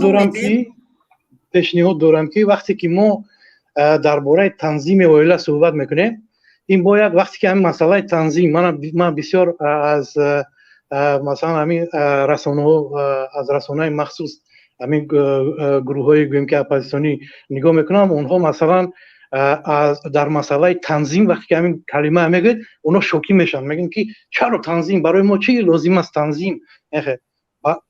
تنظیم این مثلا گویم که یکی از فیشنگ‌های ترقیات اقتصادیات است. تمامی گویم که مردمانی که مثلا تمامی گویم که شاهان، تمامی مثلا گویم که راهبران دولتی که مثلا با تنظیم سر و کار کردن، اونها موفق شدن، در آینده موفق شدن. من مثال گویم که تا حتی پیوتر یکی که امپریای روس رو در اون وقت ساخت تنظیمگر بود. مثلا گویم که گنرال دگول در فرانسه اون هم تنظیمگر بود. مثلا گویم لی کوان یو در گویم که در سنگاپور او هم یک شخصی تنظیمگر بود و صدها از این تنظیمگرها. تا حتی من از کشورهای مسلمانی گویم که ترکیه من مثال آتاتورک هم یک شخصی تنظیمگر بود. اینو مثلا ریفرماتور میگفتن اینها رو. میفهمید؟ وقتی که همین تنظیم حتما چیزی لازم است برای اویله، برای تنظیم نمودن اویله. حد اقل حاضر برای اولین کاری که ما باید در تاجیکستان کنیم این مثلا با کم شدن سطح اهالی کمک با اقلا با همین برابر شدن همین 10 میلیونی که ما امروز داریم، همین رو ما باید تقریبا یک 10 سال باید قپیم که مثلا از این زیاد اگر شود، اگر این باعثی گویم که بدبختی اقتصادی تاجیکستان میشه. فهمو. سلامت باشین. نفر دیگر رو قبول میکنیم. تشکر. شما پیگیری نمایید. تشکر که لطف کردین به برنامه و فکر و نظری خود رو بیان کردید. رحمت. اینو کسی میکستر سلام علیکم. اجازه بدم اینجا.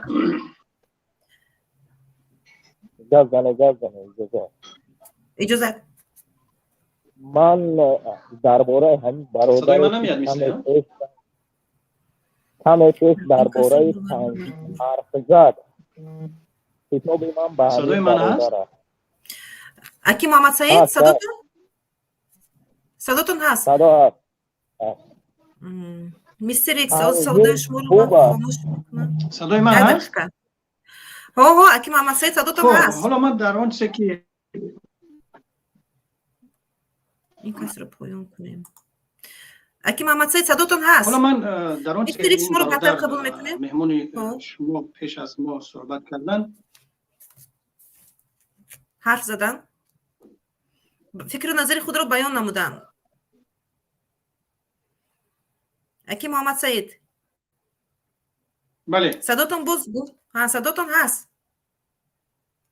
خب من در رابطه با آنچه که این مهمان شما که پیشتر در نسبت تنظیم و مخصوصا تنظیم اویله و اینها یادآوری شدن، میتوانم بگویم که خب من همچون مخالفین با این طرفدار هستم و همه مخالفین در این مسئله تنظیم خب مخالفت ندارن.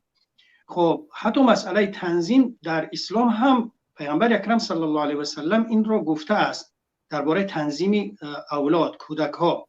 میگوید مضمون حدیث همین خیلی است که اگر من خوف نمی داشتم بر امتم، یعنی خوفی فساد را نمی داشتم، هر آینه من می کردم یک جای شدنی زن و شوهر را از مدتی، همون بگیم که تا مدتی از تولد شدن تا مهلتی انتهای رضاعه یعنی شیردهی را.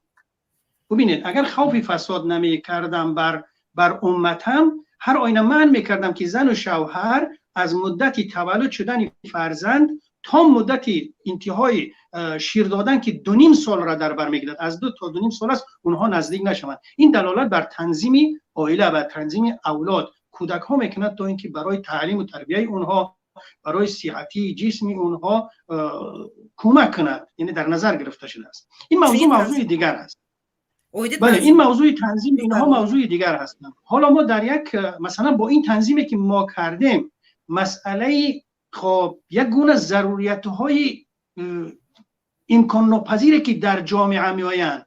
خب اونها از روی بالا رفتن زنهای به شوهر میشوند، زنهایی که به شوهر میمانند، دخترایی که به شوهر نمیروند، یا اینکه کم بودن مردها میشوند که در جامعه ما در تاجیکستان این هست. مثلا ببینیم اگر اکثریت در کار هستند، حتی همون یک زنهاشو هم میروند دیگر 1 سال و 2 سال و 4 سال و 5 سال نمیآیند.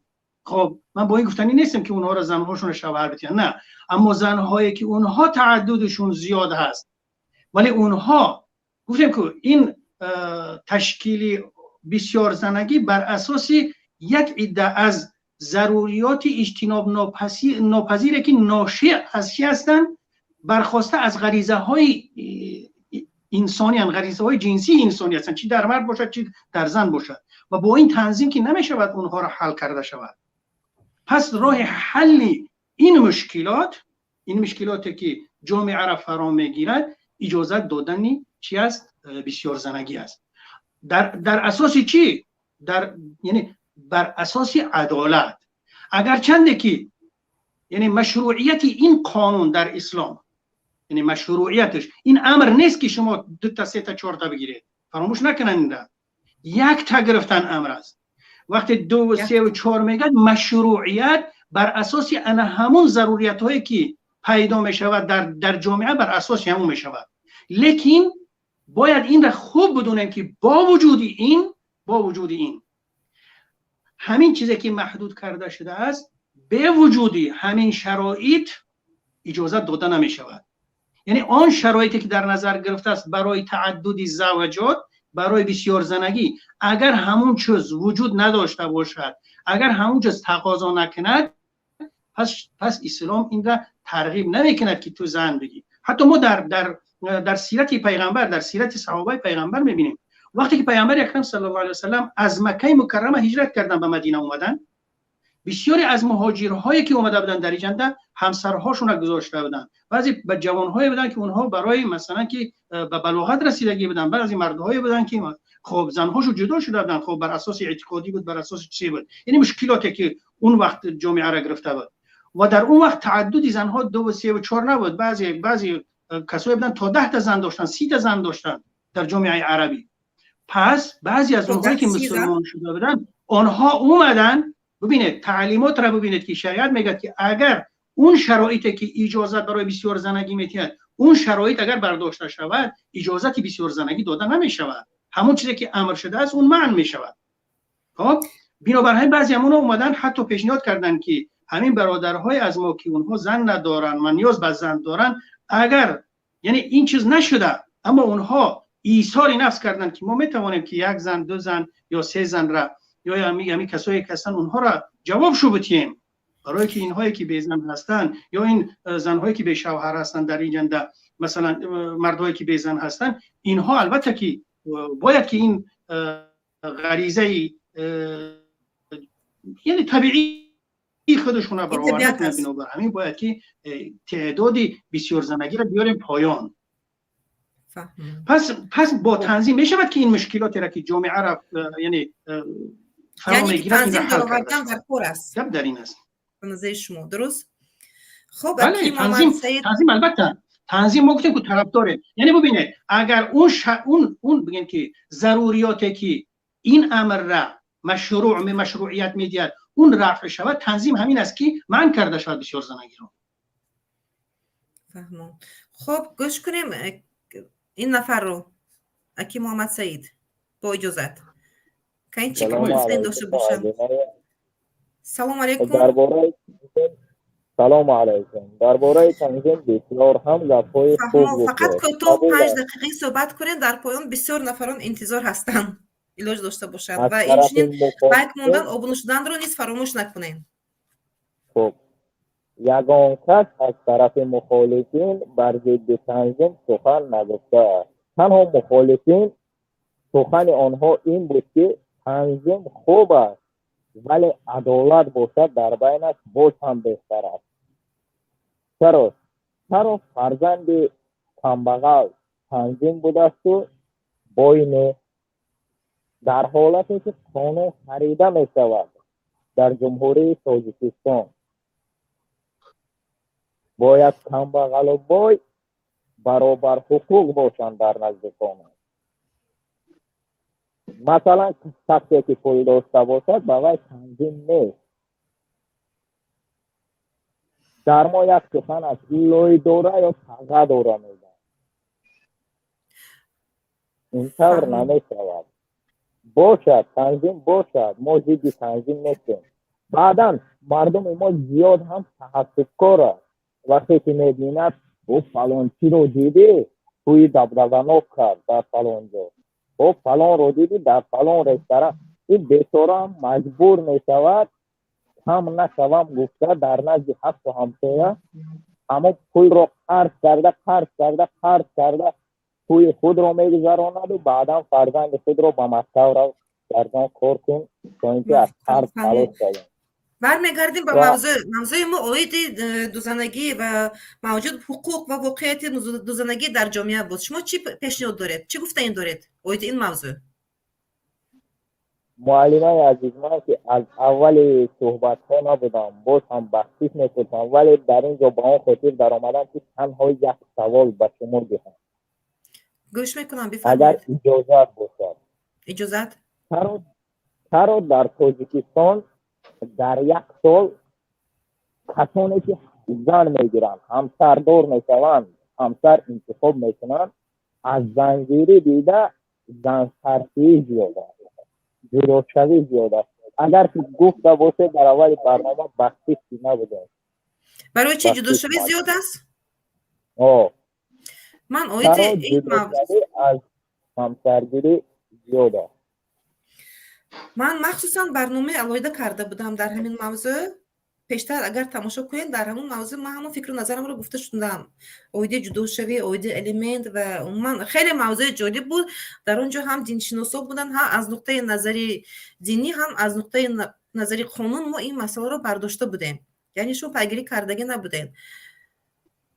дар ҳақиқат статистика хеле бисёр рафтааст, ҷудошавӣ бисёр шудааст. лекин ба ҳар ҳол шумо бояд тамошо кунед. тарбия бошад, ахлоқ бошад, нофаҳмӣ бошад байни онҳо, ё ин ки бо дигар шароитҳо бошад, бисёр дар ҳақиқат бисёр ҷудошавӣ бисёр шудааст, ё ин ки гирифтани зани дигар ё байни ҳархело чӣ шуданаш мумкин аст дар ин ҷо? баҳс шуданаш мумкин аст. мавзӯъ шуданаш мумкин. ман ин масъала пурра гуфта наметавонам ки чаро дар Тоҷикистон бисёр шудааст ҷудошавӣ. чунки ман дар ин соҳа эксперт нестам. барои чӣ? мо инро бояд аз нафароне ки дар Тоҷикистон ҳастанд, истиқомат доранд, аз онҳо бояд бипурсем ки барои чӣ зиёд шуда истодааст, чӣ сабаб шуда истодааст? шароити иқтисодӣ бошад ё шароити дигар, бисёр шароитҳо бошад. дар Тоҷикистон воқеан ҳам хеле шароит вазбин аст. ба ҳар ҳол шумо назар кунед ба барномаи пештаре ки ман пештар кардам. дар он ҷо ин оиди ин масъала мо гуфта гузаштаем. ташаккур. агар гуфтани дошта бошед ташаккур. зинда бошед. пайгирӣ намоед барномаи моро. дар паноҳи худованд бошед. хуб, ташаккур. хуб, қабул мекунем нафари дигарро. як дақиқа. аки муҳаммад саид, инҷо як нафар ҳастанд. ин кас ҳам буданд акаи Шариф. бале бале, салому алайкум. салому алайкум. умедворам ки хуб ҳастед. раҳмат раҳмат. шумо соз ҳастед, дуруст ҳастед? мавзӯи барнома хабардор ҳастед, дуруст? бале, садои ман аст? садотон хуб омода истодааст. мана ин кас инҷо аки муҳаммад саид ҳастанд. агар савол дошта бошад, агар гуфтанӣ дошта бошад, метавонанд аз нуқтаи назари динӣ ҳам бо ҳуқуқӣ ҳам ҷавоб диҳанд. раҳмат раҳмат. инҷа калта мекунем, мегзарем сухана иншоаллоҳ. сабаби ҳамаи бадбахтиҳое ки оила сартӣ, мақсад бисёр мақсад занагие ки риоя намешавад, мисол танзим, сабаби ҳамаи бадбахтиҳо норасоии ислом аст. дар ватане ки дам аз мақсад мезанем ки 99% миллат мусалмон аст. сабаби ҳамаи бадбахтиҳо ку мисол уламоро ки мақсад даҳанша ки бастанд, садоша ки уламоро ки ҳаққу ҳуқуқи мисол ай назари اسلام همون زن که نشونید مقصد حق حقوق شوهر و یا شوهر نشنید همون مرد حق حقوق زن مقصد از نظر اسلام همه این چیزا حل می شود اولین درجه. خب این بدبختیش همین سببه که مقصد مثال زنها اکثریت چیز از طرف زنها سر میزنه، مثال طلاق شدن مقصد جدا شدن از طرف زنها شروع میکنه. برای چی شما چون فکر دارید که از طرف زنها سر میزند؟ طلاق شدن یا جدا شدن یا اینکه به خاطر که ایرا نه علم پریرودا، ایرا علم اسلام حل کردگی است. الله گفتگیه که هر عقل که ما با مردا دادگیم با زنها اون چنین عقل دادگی نیستیم. یعنی که زن ده عقلی از بس که کوتاه‌تر زنها رو تحقیر میکنین. من حاضر از شما خفه میشم. نه مقصد در این نیست. مقصد عقل فراستی من خوب میگیره. 366 پهلو داره یک سخن. مقصد سخنش درست بفهمه که عقل زن از بس که کوتاه‌تر که هست، از همون سبب باید اسلام در جامعه، علم ها باید در جامعه بسیارتر سخن ها یعنی علم معروف ها زیادر کن که همو اکی محمد سعید شما چی میگویید به گپ همین کس؟ عقل زن کمتر است کوتاه‌تر است؟ ولی جا مقصد برای تحقیر نیست. ولی جا مقصد تحقیر نیست. مقصد در اون میرود که یک دقیقه میکروفونتون خاموش کردم. میخوام نظری اکی محمد سعید رو اینجا گیرم. خب حالا ما این کس گناهکار کردن که بسیار جدا شوی یا دیگر بسیارتر زن طلاق به زن گناهکار هست. بعداً باز خشونیدین خودتون. نه اولا که برادر خب آن چیزی که در نسبت کوتاهی عقل یا کم بودن عقل میگن این نظر شخصی خودش است. گرچنده که ما در حدیث پیامبر صلی الله علیه و آله در نسبت خب کوتاه بودن عقلی زنها هست، اما این بر اساسی نه اینکه تحقیر برای او باشد یا اینکه کنار گذاشتن او مقصد که از کارهای اجتماعی یا اینکه برابری با مرد باشد، نه. همچون اگر ما به ساحه علوم نفس اگر کسایی که متخصص این هستند در اونجا ببینیم، اگر بعضی یعنی چونین وصف ها در مردها هم هست، اون خیلی کوتاهی، یعنی اون خیلی فعل هایی که بدتر باشد، اینکه این گونه مشکلات نمیارد، اما او به خاطر این است که بیشتر یعنی بیشتری خب ترکیبی زن از مهر از محبت ساخته شده است. بر اساس این توجهش وقتی که به او طرف بیشتر هست و بعضی چیزهایی که اونها از نظر اجتماعی ضرور هستند در اونها تخلف میکند، یعنی قفا میموند. این همچون یک طبیعتی که ساخته شده است. اگر مثلا زن با اون طبیعت ساخته نشود، طفل را تربیت کرده نمیتوند. مثلا یعنی که این از این لحاظ است، یعنی چی میگن خلقتی ترکیبی زن چنین ساخته شده است. مثلا برای مثال ببینیم، اگر در یک خانه مرد و زن طفل معده دارن، وقتی که خواب میکنن طفل شیرخوار است، گریه میکند، چندین بار گریه میکند. اگر همون مرد باشد یگان بار بیدار نمیشود، نمیشنود صدای همون را، ولی مادر اون را میشنود، برای که ترکیب او مرکب به این است که ساخته شده است به این که همون صدای کودک را میشنود. اما اگر در خانه نشسته باشند یک خطر بیرونی، یک چیزی خانه را تهدید کند، خانه زمینی است، یگان چیز است، یگان صدای میشود، یگان صوت میشود، بیشتر زنها او را نمیشنوند. اولین کسانی که به اون چیز آگاه میشوند مثلا مردها هستند که به او آگاه میشوند. یعنی بعضی چیزهایی هستند که از لحاظ علمی دلالت بر خلقت که چگونه مرکب شده، چگونه ساخته شده است به اون داده شده است، اما این دلالت بر این نمیکند که زنها کوتاه عقل باشند و بیشتری جدا شوی ها سببشون زنها باشند. ممکن در عموم زنها باشند اما همسر نه، ممکن مادر باشد، ممکن خواهر باشد، ممکن اپا باشد، ممکن که همسایه باشد. یعنی در عموم، یعنی نه اینکه یک جنسی زن، یعنی زنها ممکن که سببگار این چیزها باشند، اما همچون تحقیر یا اینکه یک خصلتی خاصی زن باشد که اون سبب شود که جدایی ها بشود، این گونه نیست، این قبول اشتباه نیست. هست. این گونه نیست. زنهای جسور خیلی بسیارند. خب میکروفون این کس رو میکشویم. چی ده؟ صدای ما هم شید؟ شدم ها. صدای ما هم شید؟ خب 100% تقوی ما حضرت 100% توری گپ زدن. 100% همو بگیم که همو خصلتی که من میخواستم بفهمونم نتونستم، انا همو خیل عیناً من در نظر داشتم. عیناً من همو خیل در نظر داشتم که عیناً من همین را در نظر داشتم که زن گفتن نه، من مقصد اویله را گفتن، من زنها گفتم، من مقصدی من که چه ای طرفی مادری دختر میشوه، چه ای طرفی ینگای دختر میشوه، همین بلا دوچار، یعنی کلیچوی اویله ها ای نظری مثال وای فرق نداره چه نظر اسلام بگیریم، ای نظر دنیوی را بگیریم، حاضی ای طرفی زنها بسیارتر همین سر میزنه. ای روی چی سر میزنه؟ ای روی کمبودی امری معروف، کمبودی اسلام کمچین است در وطنی که در اوج صدای علما حقیقتا نیست. حقیقتا که برای همون زنها پیشتر یاد داشتیم در خونه‌مون صداهای مثال با مانند مثال بابای حاجی ایشون این همیا که بسیار میزدن، ای دسته همون موزیک را راستش همین صداهای همیا بسیار بودن. او وقتا در خیلی کمچین بود. ای روی چی بود؟ ای روی ترس الله بیشتر جو میشود. ای روی همش سبب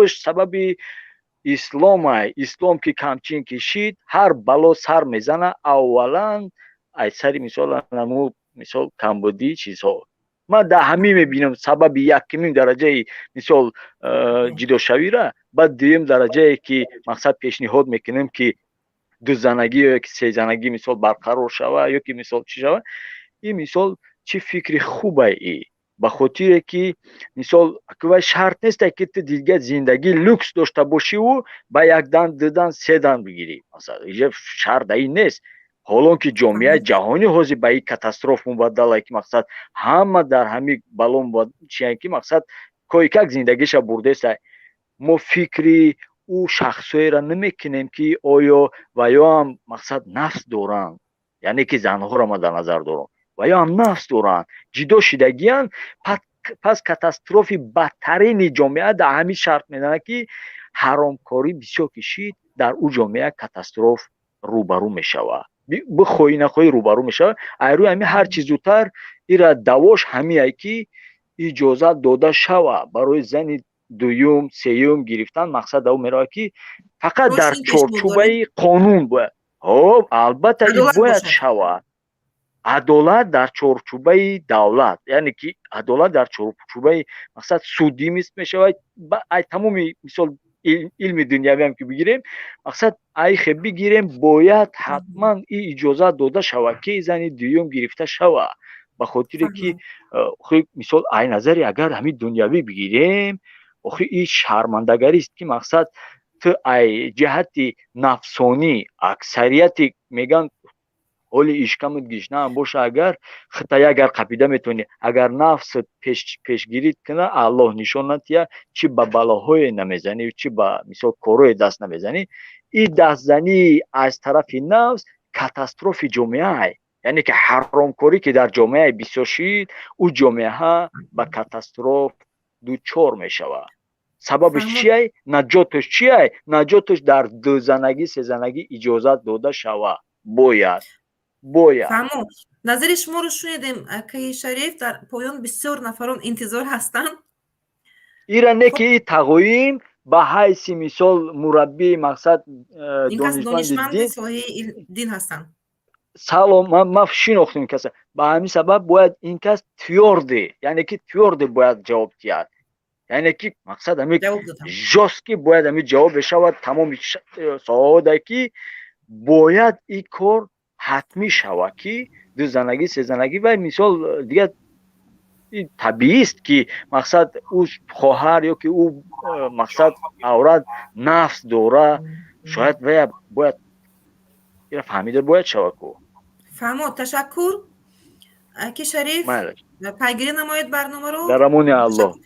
چه برنامه خوبی است، چه برنامه خوبی است. مالش در امان الله پیگیری نماید. خب اکی محمد سید گوش میکنیم نفر دیگر رو. بله اینجا بله کیم چند بفرمایید. نفر هستن؟ فک اس اس یا تیماف. سلام علیکم. فقط سلام علیکم، امیدوارم که خوب هستین. فقط مولات رو کمتر میدم 5 دقیقه چون که نفرون بسیار هستن در پایون. بله ما 2 دقیقه گپ میزنم تا بسیار گپ میزنم. تست گپ میزنم. موضوع بله اویدی موضوع گپ میزنم. موضوعتون اوید با همی چیه و مثال جدا شوی و سرزنگی و همین چیزا. ها جدا شوی این علایده موضوع بود، پیشتر از پیگیری نمایین در برنامه پیشتر بود. موضوع ما اوید حقوق و وضعیت بسیار زندگی در جامعه واقعیتی، یعنی که در جامعه ما بسیار زندگی، دو زندگی، سه زندگی واقعیت هست. حقوق اونها چی هست؟ چی فکر دارین، اندیشه دارین بیان نمایین؟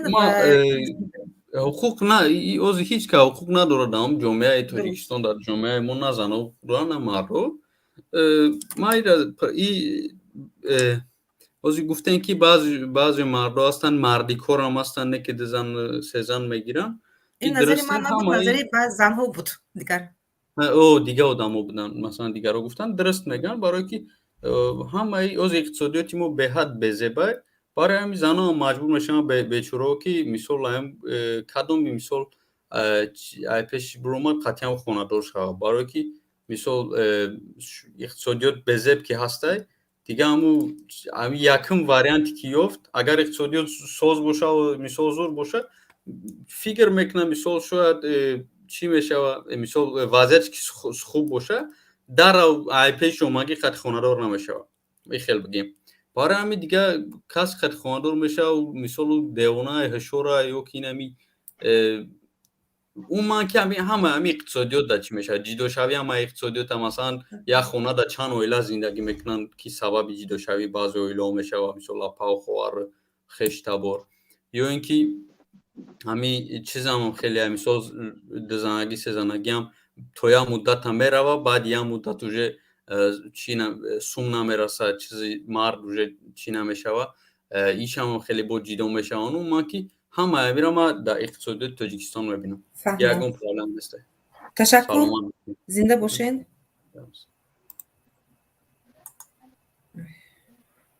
حاضر یک نفر دیگر رو قبول میکنیم. این نشده ایستاده است. محسنه سلام علیکم. السلام علیکم. امیدوارم که خوب هستین. الحمدلله من خوب هستم. برای شما هم رحمت آقای گرامی برای این برنامه بهترین. استاد هم شما دید میگویم میخوام نسبت اون برادری که مقصد زنها نسبت زنها سخن کرد کمتر صحبت کنم. یک فکری خطا در مردهای ما جای دارد که همین چیز این یک چیزی مانند شعار شده از زنها کم اخلاق هستند، یعنی تکرار به تکرار از مردها این سخن شنیده می شود. بسیار و میخوام همون یک شرح حدیثی که پیامبر صلی الله علیه و آله میگویند النساء ناقصات العقل و الدین، زنها عقلهایشان کم و در دین کمبودی دارند. یعنی چی؟ برای چی پیامبر صلی الله علیه و آله این گونه گفتن؟ یکمین چیز به خاطر اینکه زنها بعد از تولد کردن فراموش خاطر میشوند و حتی در شاهدی قرض 2 زن آورده میشود به خاطر که یک تاش فراموش کرد کسی دیگرش به یاد آورد. و این چیز را حتی طب اثبات کرده است که در حقیقت زن بعد از تولد کردن فراموش خاطر میشود. یعنی اون کم عقلی نیست که اون زن عقلش از مرد کم باشه. این یکم. و در دین کمبودیش البته که یعنی که مانند مرد پوره بوده نمیتواند، همه وقت پاکیزه بوده نمیتواند، عذر دارد، همه وقت روزه گرفته نمیتواند، این گونه هست. یعنی اون کم عقل این گونه نیست. و در مسئله که زنگیری صحبت کردنی هستن، اگر نسبت نظر کنیم به قرآن کریم در تمام مسئله ها الله سبحانه و تعالی اگر کشادی داده باشد، در مسئله زنگیری الله سبحانه و تعالی تنگی داده است. یعنی که پیامبر صلی الله علیه و سلم گویم اگر 9 زن داشتن یا که 11 زن داشتن، الله سبحانه و تعالی مردها را تشویق نداد که 9 زن گیرید شما یا که 11 زن گیرید، بلکه اسلام کم کرد، یعنی که از 9 به 4 گذشت و همون 4 هم یعنی که کشاد نکرد. خیلی که اگر گویم زیاده از 70 جای قرآن اگر امری نماز آمده باشد، امری زکات آمده باشد، امری روزه آمده باشد، اما در قرآن فقط در یک جا آمده است و همان مسئله هم به مسئله اینه که مانند پیامبر صلی الله علیه و سلم 9 تا گرفت 11 تا گرفت، نه بلکه 4 تا گرفت، اگر نتوانید 1 تا بسنده است. و یکی از فایده های همین بسیار زنگی، زنهایی که شوهر دیدن آنها رو از راه بد برگردوندن، چون که زن شوهر دیده است شاید بر راه بد رود بعد از شوهر نداشتنش، و سرپرستاری یتیمان. یعنی این دو فایده هست، فایده کلانی هست به فکر من که به جامعه میرسه. و البته یعنی زن گرفتن اجازت هست به مردها، یعنی که شریعت اجازه داده است، اما شریعت همون نقطه ای را اجازه داده است که مرد نیت داشته باشد یک یتیمی رو سرپرستی کند یا یک زنی که در مابین ره مانده است او رو یعنی که چیکار کند، کامل کند، به دین دعوت کند، یعنی که برای حلال آینه دار شود. درست. یعنی که فکری من همین است که یعنی که مسئله زنگیری حتی قرآن هم همین مسئله رو بسیار بسیار وسیع نکرده است، چون که اگر جهت‌های منفیش رو نگیریم بسیار هست که آینه‌ها پراکنده میشن، فرزندها از پدر دور میشن و خاصتا تربیت فرزند که در آینه ناکامل به دنیا میآید. فرزندی که هر روز پدرش رو میبیند شاید 2 روز پس پدرش رو ببیند و این بسیار در حالت روحی روانی کودک ضربه سخت دارد. البته و حتی احترام پدر نزد فرزندان کم می شود و اون مهر و محبتی که بین زن و شوهر از پیش بود اون محبت کم می شود. یعنی البته من کسی نیستم که ضد زنی دویم باشم، اما مردها باید همه جانبش رو نگاه کنن، جامعه همه طرفه نگاه کنن. یعنی که اجازت اونه نه که مرد وقتی که مقصد به شرایط خوب رسید رود، مقصد یک دختری که اون دختر کوفی خودش رو، یعنی کسی که برابر خودش هست گیرد، اون مرد رود اون رو گیرد.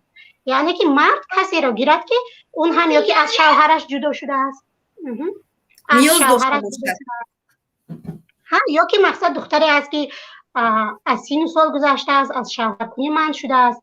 یعنی کارهای راههای ثوابی که به جمعیت منفیت زیاد دارد زیاد است. فکر من گفتنی هم در همین جا من نیز گفتنی پیدا کرده به همین گپتون. من بسیار نفران رو میدونم خودم میشناسم که هستن زنها در حقیقت آنها نیاز دارن به مردها، از شوهر جدا شدن، مثل فرزندان دارن، لیکن بسیار مردهای مؤمنین مسلمان هستن گرفتن زنهای یوش جوان، اونها حتی با زنهایی که مفتوج هستند فرزند نگاه هم نمیکنن، یعنی که به خاطر حسن باشد به خاطر جوانیش باشد آنها بیشتر همین رو میپذیرن. البته این چیزی بوده است و حتی از موضوع خارجتر هم شاید میخوام در تاجیکستان مثلا یک داغ امروزه حتی ویدیو رولیک ها در یوتیوب چقدر زیاد است که زنها چگونه شوهرهای خود را خیانت میکنن، کلین‌ها شوهرهای خود را خیانت میکنن. این چی معنا دارد؟ یعنی که مردها سفر میکنن و سفر مهاجرت مهنتی و البته که نفس چیزی هست که الله سبحانه و تعالی هم به زن داده است هم به مرد داده است. مرد میرود زنی دویم یک روس یا یک ازبک یک قرغیز یک تاجیک را نکاح میکند میگیرد و همین طور تا 1 سال 2 سال، یعنی که حتی مقصد من از حیات شخصی خود گیرم مثلا پدری من قریب 18 سال نبودن در خانه. یعنی که کم اون زنهایی هستن که از خدا میترسن، مقصد امانت شوهر فرزندها رو نگاه میکنن، مقصد به زندگی خود مشغول میشن. حاضر همه در جامعه از اسلام دور است. شوهری من رفت از زن گرفته است، من هم در اینجا بجایی میکنم. یعنی که یک حالتی که مردها نمیفهمن همین چیزه. البته خیلی کمبودی کار نیست، در تاجیکستان سفر میکنن، لیکن این چیز هم باید هر یک مرد فکر میکنن که به اینو باید گیرن، یعنی که مدت نزدیک زنها بیاین تا که در جامعه همین چیزها رو ندیدن. این رو بسیار مشاهده کرده ایستادیم. من هم شخصا بسیار مشاهده کردم. اکی محمد سعید چی بگویی شما در این مسئله؟ تشکر میکنم برای این خواهر و من تایید میکنم گفتگوی خواهر را، مخصوصا همین که در خاتمه گفتن که این مردها بسیاری از این چیزها را نمیفهمن. این راست میگن، اون حالتهای زنها را و شرایط زنها را برای آن که بفهمن زن میفهمد. درست است، این قبول است. خیلی سخن خوب و شیرین، معناش هم معنای خوب دارد. اما در نسبت دو چیزی که اونها اشاره کردن در شرح حدیث پیامبر اکرم صلی الله علیه و سلم، در نسبت اول درست تایید کردن که من در سخن قبلی من به او اشاره کردم که حالت ترکیبی زنها یعنی ساخته شدن از همون چیز و این تحقیر نیست و اگر اون گونه نباشد مثلا که حیات نمی شود. مثلا رشک ما میگیم رشک برعکس زینتی زن است. اگر زن رشک نداشته باشد مثل گلی که بوی ندارد باید رشک داشته باشد، شوهر خود را مثلا که با خود جلب کند. خب کارهایی که او در نظرش نادرست هست اگر ببیند که میل ندارد، خب حالا که میبینیم تلفن است و نمیدونم اینترنت است و بگیرد از دستش دنگل کند و بگه چیکار میکنی. یعنی اینها چیزایی هستن که بوی همون خوشی زن هستن که باید باشن. اگر خداوند این خیلی خلق نکند مردها شاید که بسیار کارهای ناشایسته بسیار را بکنن و دیگر جا دست بزنن. خب این درست است، زن باید این چیزها را داشته باشد. خب اما این که وقتی میگن که زنها در یعنی کمبودی در فهم دارن یا فراموشی دارن، این یک چیزی است که علم نفس، علم طب این را در ترکیب زن این را اثبات کرده است. اما ترکیب از این شده است اگر این گونه ساخته نشود زن نمیشود. یک. دومی که درباره ناقصات دین گفتن در شرح حدیث پیامبر، ناقصات دین البته بسیاری از ائمه شرح دادن بر اینکه آن حالت‌هایی که برای زنها میآیند حالت‌های عذری طبیعی که هستند بر اساس او از تکلیف‌های شرعی منع میشوند، این دلالت بر اون نمیکند. حالا اکثریت ائمه بر این هستند که زنها چی در حالتی مثلا که عذری طبیعی دارند چی در حالتی تولد کردن هستند، در کدام حالتی که باشن اونها بدینداری، اونها هیچ نقصی نیست. اونها همان گونه هستن که خب در صحتیشو بودن. خدا میگن، الله میگن، ایمانشو هست، قرائتشو هست، تربیتشو هست، همه چیز. یگان کم بودی اینکه نماز نخوندن شریعت برای او داده است، اما همچون نماز خوندن برای او نوشته میشود، یگان نقص نیست. اما یک عده چیزهایی هست که مردها به اون چیزها امر شدن و از زنها اون امرها تکلیف زنها برداشته شده است. همین رو در نظر گرفته شده است و الا در ایمان داشتن، در دین داشتن، در تطبیق، در اجرای اوامر خداوند برابر هستن، هیچ نقصی ندارن. این رو باید ما همیشه بدونیم. سلامت باشید. فهمید. تشکر. اکی محمد سعید. اینجا یک زنی مهاجر بود، محسنه. میکروفون تو رو گوشید. من همینجا گوش کرده. البته گوش کردم، البته احترام دارم نسبت فکری استاد، اما چیزی که من گفتم از روی خوندم، یعنی اون فکری من نیست، از روی کتابی که من خوندم، شاید از روی علم‌ها شرح حدیث رو شرح دادن که زنها وقتی که پوره مانندی مردها روزه گرفتن نمیتونن، پوره مانندی مردها نماز خوندن نمیتونن در حالت عذر، یعنی حدیث همین چیز رو در نظر داره. من همون چیز رو در نظر داشتم، یعنی نقص نه، یعنی که نقصت العقل و دین، یعنی همون در دین بوده، همین چیز رو در نظر داره. فهمون. بله خیلی خوب. یک چیز را اشاره کنم. حالا این که چی شده که صدا چی شده؟ اشمو محسنه اشمو خوب است. خب صدای من است؟ خب صداتون هست؟ دو بار میآید. میکروفون کسی رو میکروفون همه خاموش هست اینجا.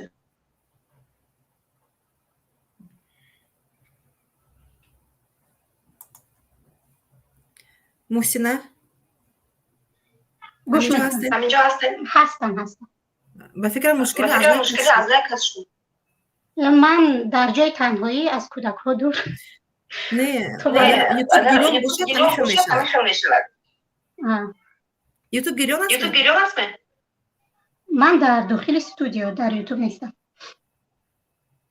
فهمون. از کجا شده باشد نفهمیدم. از مشکل است. آواز شما خوب است. خب چی پیش شد؟ این کس برو یعنی پیشنهادی من همین که یعنی هم جانب‌ها هم جانب‌های دو جنبه‌ای که گفتم در جمعیت، سرپرستی یتیمان و صاحب شدن زن‌هایی که از شوهر جدا شدند یا که زن‌هایی که از شوهر کنی ماندند و با اینوبت گرفتن حالت روحی روانی کودک‌ها و اگر همون مرد یعنی شرایط داشته باشد که از عهده دو زن برایت عدل کرده تواند و یعنی که یعنی در بعضی حالت‌های اعتبار میکنم زن و مردهایی که صاحب دو زن هستند در همون دو عائله هر دوی کودک‌ها فقط زنها مشغول میشن، اون مرد از بین برآمده است، یعنی اون مرد فقط کار میکنه تمام. یعنی فهمو محسنه نظر کنه بسیار وقت زنها رو میگن برای چی صدای خورد زنها رو میگن همچون مشو تاوری شوهر خود شوهر من چون حالت رو بسیار دیدم که راستی اگر از نگاه اسلام گیریم از نگاه اسلام گیریم برای زن واجب است فقط اطاعت شوهر کند، خدمت شوهر کند، اطاعت شوهر.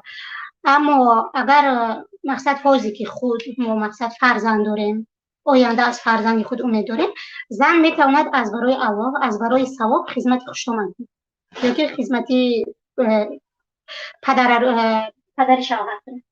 اما این نه واجب هست، نه فرض است، نه سنت است.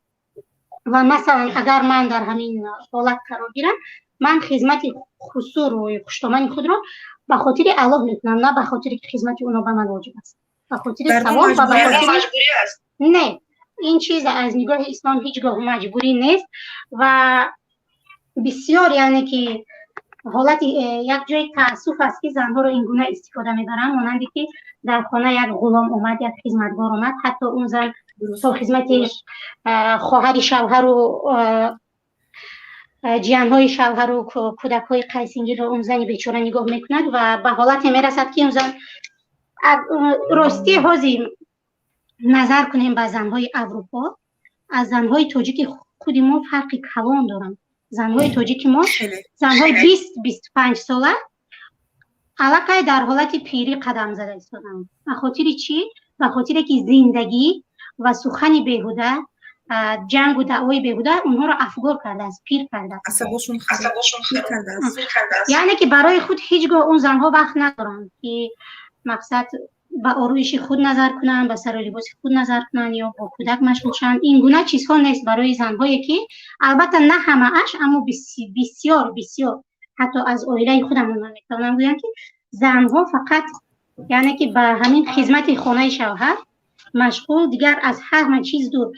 و این چیز رو من فکر میکنم در جامعه تاجیکستان فهموندن بسیار کار قیمت است، برای که وقتی که سخن کردم از همین چیز، نه تنها یک نفر، حتی یک خانه زیدی من برآمد.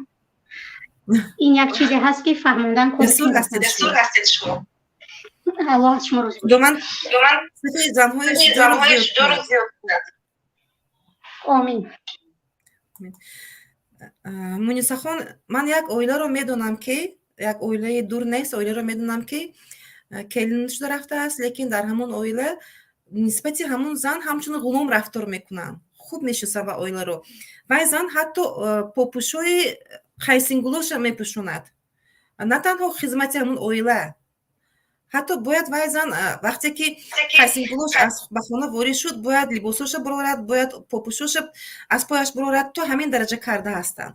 این رو یگان حقوق ندارد. اویدی حقوق ما عموما گپ نمیزنیم در این مسئله.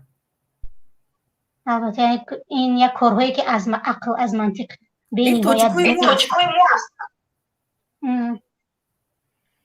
یعنی خب من راستی یک حالتی رو میخوام، مقصد در ترکیه بسیار مقصد زندگی کردن، بسیار دوستانی ترک داشتم، اعتبار دادم وقتی که کلین جدا علاهیده زندگی میکند، در هفته یک مرتبه 2 مرتبه میرود در خانه خوشتومند келин медонад ки хонаи хуштоманд хизмати хонаи хуштоманд барои ӯ воҷиб нест, яъне ки он халқи Туркия аллакай пеш рафтанд ба ин чиз ва ӯ меравад ба хотири онҳо пир ҳастанд, ман ёрдам диям гуфта меравад. Барои ман бисёр ҳамин ҳолат маъқул шуд ки яъне ки барои келин кордор нестанд, ӯ алоҳида зиндагӣ мекунад, ҳатто фарзанд надорад, хеле хоҳад зиндагӣ мекунад ва дар як ҳафта ҷамъ мешаванд, онҳо хизмати хуштоманд мекунанд.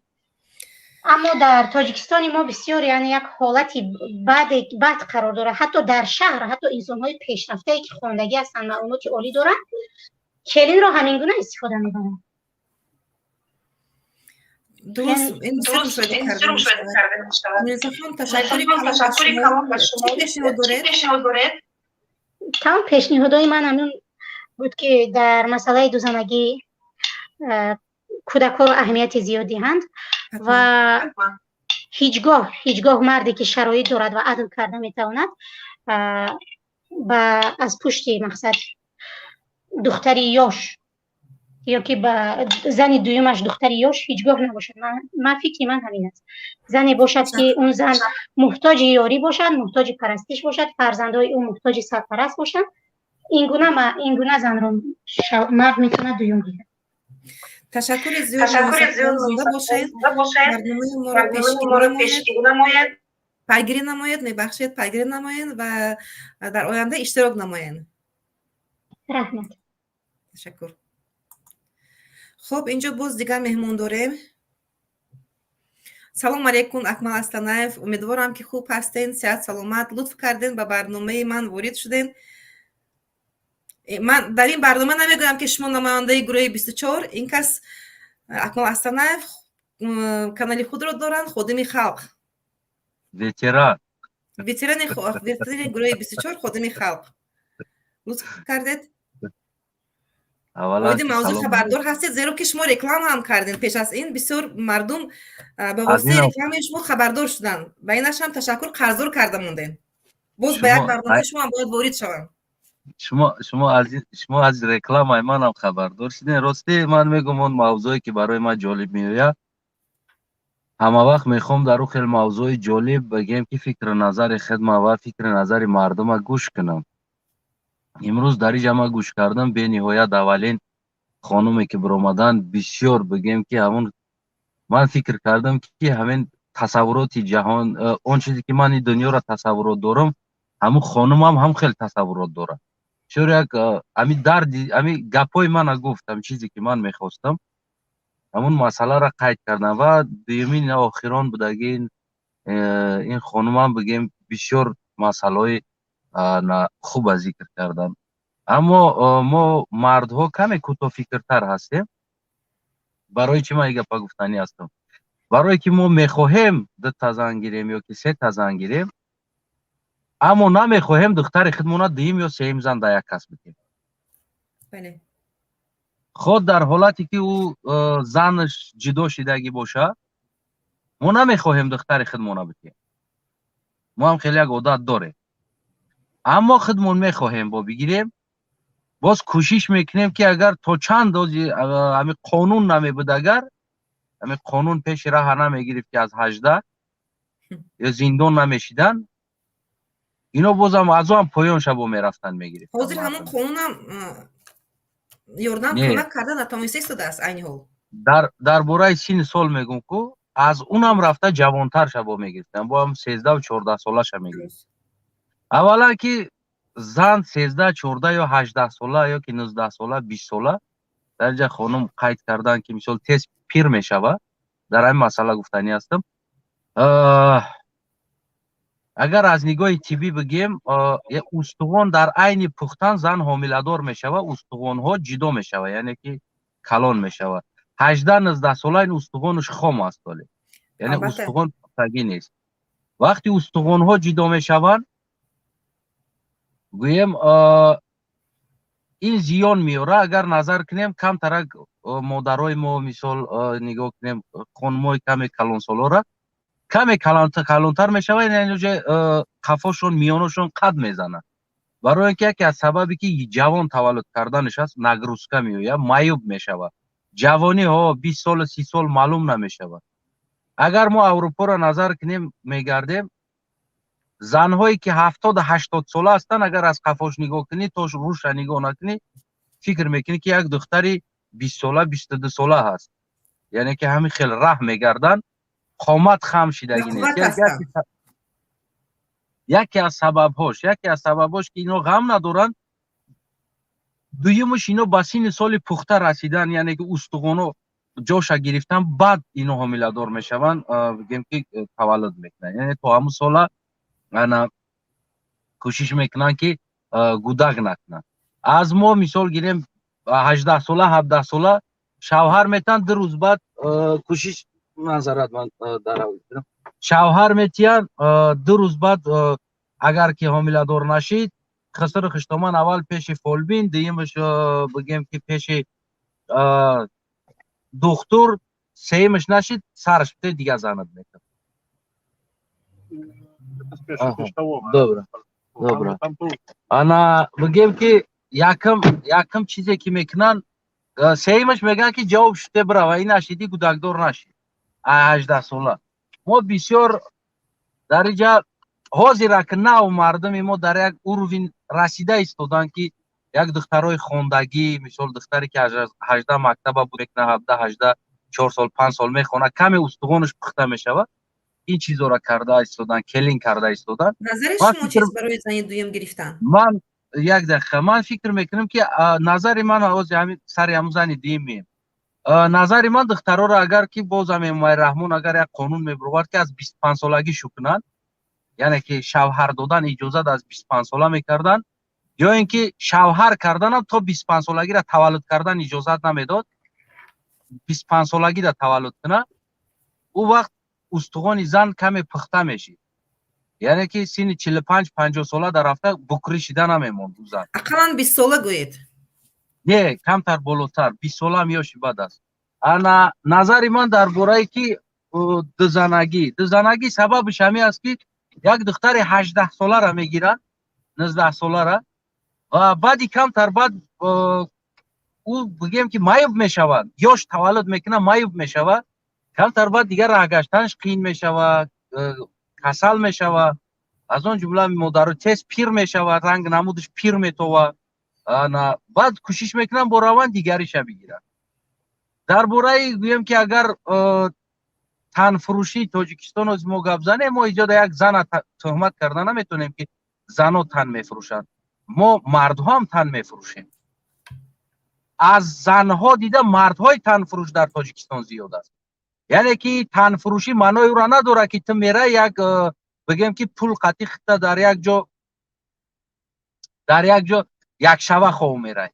یعنی که مردهای ما برای در روسیه چون یک پراپیشکا کردن، در روسیه بگیم یک جای زیست کردن، در روسیه از پشتشون تمایه جنه گفتن در یک کریشه داشته باشه، بگیم زنکای خاندار و پولدار دا میروند، بگیم خاندار میشوند، این هم از یک طرف تن فروشی حساب میشود. من در باره دزنگی راستیگه پا بگم که ما در همون حد شرط شرایط نیستیم که دزنه باشیم در عیناً در تاجیکستان. مثل که من در یک برآمدم گفتم عرق 2 انسان در تاجیکستان می نوشه، یک مست دیگر پست، یعنی یک انسانی که دارنده از مستی می نوشه، دیگر انسانی که از پستی نداره از عذاب کشیدن می نوشه. عیناً همین آیله کردن هم در تاجیکستان همین طریق است، یک مست همی کارا میکنه و دیگر پست همی کارا میکنه. یک مست از مستیش میروه دیگر زن میگیره، زن جوان میگیره، و دیگر از پستیش برای خودش یگان زن میکوه که نجات بده، همون سوسیال زندگیش ده کمک باشه. انا و دیم انسانی که بگم احمقی سیمش احمقی میکنن این کارا. ما سوسیال شرایط نداریم که خودمون نگاه کنیم. مردکو در چند سال یک کرته میگیریم میتیم برو زن، چند سال در یک کرته، میفهمین؟ یعنی که در این شرایط ما گرفتن زن دیم بگیم که نیستویت. اگر که اون مردکایی که میخوان، بعد سیم چیز من میخوام ذکر کنم، یک قشره که دیم زن دارن و میشینن در مرکه ها مینوزن، شری نرواری میشینن دیم زن داشتگی ها، و یک قشره که بگیم پایان از قوه او را نداره، در پیش او خودشونه نیم مرد حساب میکنه. چی باید این مردک 2 زن داره من بگیم که نیم مرد است. مثل همون قانون امام علی که در مکتب گفت یک خیلو کاستوم برو که قیمت قطعی میروند، دیگره که نداره گفت برای همون فرما یگانه کد کو در تاجیکستان. انا همین حالت هم امام علی همین زن هم خیل کرده یگانه کد 1 زن میگه که در پیش پست بلند نباشد. مثال گیریم هم خیل اگر که مردهای ما خواهند که صاحب 2 زن 3 زن باشند، اولین کار باید کنن که جامعه را سالم کنن. یعنی سوسیال زندگی خودشون در جامعه باید دیکتاتور در اونجا نباشه. باید بگیم که جای کار در تاجیکستان باشه، در وطن ایستاده همون مبلغ معاش بگیره که 2 تا 3 تا زن ده تقسیم کرده خرونده بتونه. اونا او حالت ده او ارزش داره. یک تاش من خودم از سرم گذراندگی هستم. زن گرفتم، یک حالت آمد پدر از دنیا گذشت، پول نیراس 0% زدم. زندگی نمیدونم چیکار کنم، از بس که کمی ارکگی از شات پدر گشتگی انسان 0 شدم، نمیدونم کجا روم. مجبور شدم روسیه روم، مجبور شدم دیگر دولت ها روم کار کنی. چی شد اویله که بگم جزیر شد، اویله ویران شد. برای که نمیشه او بیچاره را بگیری پایبند کنی در تاجیکستان بمانی، خودت سالها قطعی برای شکم او را کار کنی. راست توانایی نداری. значит همین من همیجا فهمیدم بعد از همون جدا شدنم مثال گرفت تا ما سوسیال اوروینم ساز نشید، من کوشش کردم که اویلادار نشم، نگیرم. برای چی بگیرم دختری کس؟ اگر دختری کس یک برای شکمش گویم اگر گیری انسان یک برای شکم او اگر زن بگیره، او دختر هم خونه پدرش دمیا بریدنان میخره، شکمش سیر میشود. اویله را برای شکم نمیگیری، اویله را برای مهر محبت. یعنی که یک اویله اصلا جهانش دیگر چیز است. من خودم اویله دار بودم میدونم، اما یک مدت جدا شدن بعد از یک دیگر مثال گیریم من مهنت کار رفتم، مهنت مهاجرتی رفتم، دیگر جزیر شد اویله. برای که اون مهر او میخواه نیست در اونجا، یا که او چیزی که میخواه یعنی که او میخواستگی سوسیال حیاتی او را ما تامین کرده نتونستم. نمیشه و بیچاره دختری مردک بیاری یا حیات نانی جگوری قطعی نانی گندم 2 کیلو مکرون بیاری در بالاش حقارت کنی با پیلوس. اکثر مردک های ما پسیخی چیز که ویران شدگی هستن. زنش اگر بگه که مردک یک کرته بگی یعنی میخیزن قطعی و زن جنگ جنجال میکنن. بگیم بینی هویت نمیتونن سوسیال ابیسپیچ ود کرده بیچارو. من ایرا میفهمم. اینم عیب مردو است که از وطن دور شدن نتونستن وطن سازن. ولی اینجا میگن سواد هست دیگر چیز. برای اویله کردن ساختن دولت ساختن مهم نیست برای آکسفورد بخونی بیای. اون مکتب امام علی در تاجیکستان مکتب آکسفورد شده است. کو میبینیم از این بابت خوندگی و چخیل بسواد میشون دولت و پراولت میکنن، اولی میشون بسیار. بله انا این خیل گویم که مشکلی ها در ما هست. برای همین اویله ها ویران میشوند و انسان هایی که از ما در چی داریم زندگی داریم. یعنی یک چیز بود از خاطرم رفت نامش. خلاص انسان هایی که دارن و میگیرن 2 تا 3 تا 4 تا در مرکه میشینن، بعد این خیلی میشینن در مرکه بعضن در گپ زدن مثال گیریم همون از اویلوی بسیار یک لوف زده گپ میزنن در مرکه. 2 تا زن داره 3 تا زن داره. خشت برای خدمم است. من بیگانه را مثال انگشت اشاره ندارم، از خشت برای خدمم. و دیگر انسانایش که نداره همون چیزا دیگر مرد و او خودش نیم تا حساب میکنه. بعد او هم مثل که همون میگه که همه پاشا نال زده قرباقم نال زنی رفته است، همه نال زده بده پاشا قرباقم نال زنی رفته است. او دیگه سوسیال شرایط هم نداشته باشه میخیزه خودش میگه ما مردک میگه میروه دیم زنه میگیره انا میزنه در بلو. یعنی اینجا پرابلم ها زیاد هستن. اولا که باید قانونا اجازت شوه که برای 2 تا زن گرفتن. سببش چی؟ سببش که ما چم از فاحشه شدن یا که چم از کودکایی که پدراشون نامعلوم کی هست، از این پرابلم ها باید ما برای برآمدن اگر این چیزا را قانونی کنن. حاضر واقعا هم بگیم یک تاجیکستانی من بعضی انسان ها نمیدونه اوتاشون کی است. مثال از همو مثل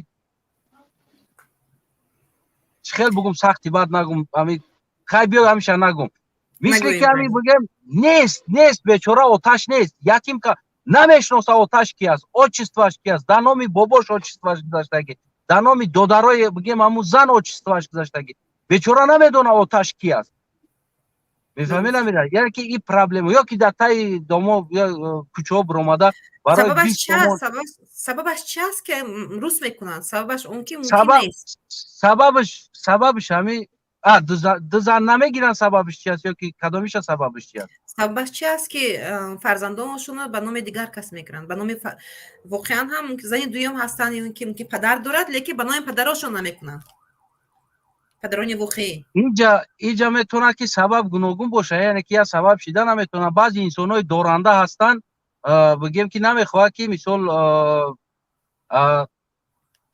مالکیت به تبع زنه مثال گیریم یعنی اولین رشاتی است که باوری نداره در همون زن وقتی میگیره تا سه تا فرزند داره اما باوری نداره میگه من بنام کنم جدا شوه پرابلم میشوه مثال بسیار سببایی است که از اولین زنش پنهان میکنن سببایی هست که من میدونستگی آدمم است که حتی پروست زن میگرفت مثال تولد نکه خدا دادگی است تولد کردگی فرزندی خیلی روی دیدن نداشت میگم من ترا گفتم که تولد نکه اکثر انسانا برای کیفیت میگیرن برای بگیم که نه اینکه بگیم دست یک چی را گرفتن یک بالانسی ملت راست کردن رشاد گرفته اویله نمیکنن پروست برای کیفشون باید ما اویله دار شدن ده باید بالانسی ملت نگاه کرده بگیریم در همین حالت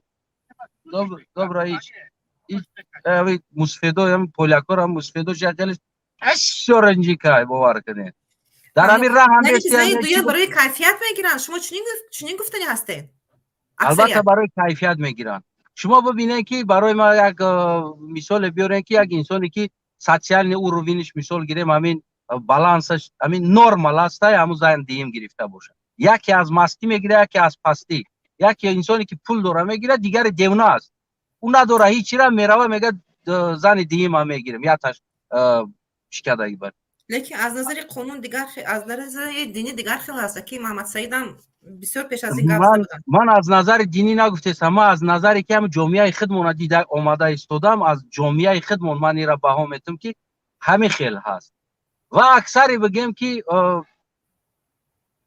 باید ما را باید بالانس بتیم زنگیر هستی حجت قطعی دکومنتال بگیم که زن بگیره اگر که شرایطش رسه و در نام ثبت کنه فرزندوشه و هر چیزی که داره بگیم بعد مردنش هم بعد دیگر چیزا با مطابق قانون هم با زنش هم با زنش تقسیم کرده شوه مثل مالکیتش این چیزا را بگیم که من شخصا طرفدار ای هستم من در جدی تنه 3 تا 4 تا گفتنی هستم که آدمایی که باید بگیرن مردها برای که دخترای ما نروان در کیتایچا برسن نروان در انیول یک زن رو نگاه کردن اتمو استودن اکثر من گفته استودم در آن حالتی که بگیرن آن حالتی که اول مردم وطنشو آباد کنن سوشال زندگیشون ساز کنن بعد از او بازی مرا شکمم دردی سر خودم یک خیل وقت چیکار میکنم من برای چی بعد از جدا شدن زن نگرفتم در تاجیکستان یا من مردک نبودم یا من نفس نداشتم من بعدی که در یک بار در چقری زدن من فهمیدم که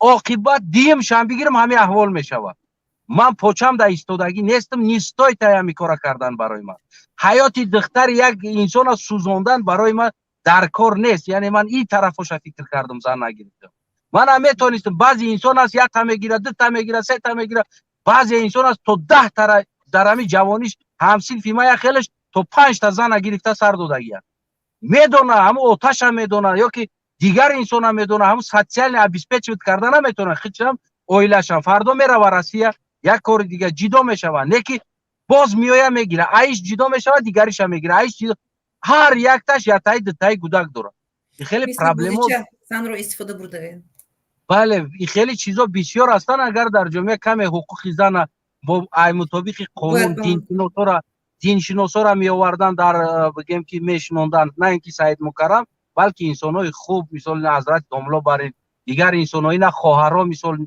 زنک‌ها که انسان‌های از دین باید از این چیز نگاه کرده. در کنستیتوسیای جمهوری تاجیکستان تغییراتی عائله وارد میکردن برای که ما همه مسلمان هستیم. ما نباید بگیم که هم گپا بیرق دموکرات یا گفته دیگر اسلام مون فراموش کنیم، دین مون، فرزند مون یا آینده مون فراموش، قیامت مون فراموش کنیم. اینجا تنها میتونه که از نگاه دنیوی پسیکولوژی و چیزا و از نگاه دینی مثال انسانای خوندگی شیشته در کنستیتوسیا یک چیزی یعنی که برابری باید بگیم که وارد کنه، نه اینکه اما خواهر گپی زور گپ زد مرد جلبی میکنه یعنی که ترمه نمیشوه. درست. از زن کوچه بروی اشتراف میشوه روز درست 500 سم 300 سم از زن اشتراف. یعنی که این چیزا نادرست است. مرد تن میفروشه جریمه نمیشوه، زن تن فروشه جریمه میشوه. یک طرفه. بله من طرفدار هستم. بسیار موضوعتون خوب بود، برای هم رکلام کردم ناگفته شنوده گفتم دیدم موضوع سرلوحه خوب است. ما گفتم ها به هر حال همین بحث شما که خیلی دیر وارد شدین. من خیال کردم که شما یکم وارد میشین به برنامه. رکلام کردین یکم وارد میشین. من اصلا یک انسان وقتی که میگن در مسجد نماز خونده ایستادن یک مسلمان دیگر داخل میشوه میگه یک خواهر یعنی که یک برادر از یک یهودی قرضدار است، فلان تنگه قرضدار است. بعد از او میگه که یگان پول همه را بتیم و دوملو حضرت اعلان میکنه که مثال مبلغ همه را کدامی توانایی دادن داره. همه خاموش. دویم بار میپرسه کدامی توانایی دادن داره. باز همه خاموش. سوم بار میپرسه که یک جوان یاش از جا میخیزه میگه که من توانایی دادن دارم. میگه چگونه؟ میگه که تا قرض یهود ادا شدن من در خدمت یهود میشم، یعنی هر کاری میفرمونه تو قرض همین اماکیم ادا شدن من در خدمتش هستم. حیران میشوه. یک مسافر میخیزه میپرسه میگه چرا بچم یکم بار گپ نزدی؟ میگه یکم بار میگه که ریش سفید کلانو یعنی حضرت را نگاه کردم که چی میگن اینو دهن اینو را. و دویمش نه میگه دویمش نه می مردان از خودم بزرگتر را نگاه کردم. سیم وقتی جوانا بدنده من خستم گفتم که بله من تیار هستم. یعنی دیگه اچرت ندادم در دیگر جوانا. منم برای همه اول انسانایی که مثلا از نگاه دینی بودن گوش کردم و از نگاه دنیوی بودن گوش کردم. وقتی همون سرم سفید نموش خدم جوان دیگر وقتی جوانا دخدم خستم. شما چی میگوید اکی محمد سعید گفته سلامت باشید. تشکر زیاد برای برادر، خیلی خوب گفتن. اگر چی دیر هم وارد شده باشن قبل از اون که چکنم چند باشید همین دستگاه من نمیدونم چه علتی دارد قطع می شود. چی مشکلی پیدا کرده ایستاده است بخیان؟ از سخنهای مفیدی برادرها و خواهرها قفو میمونم.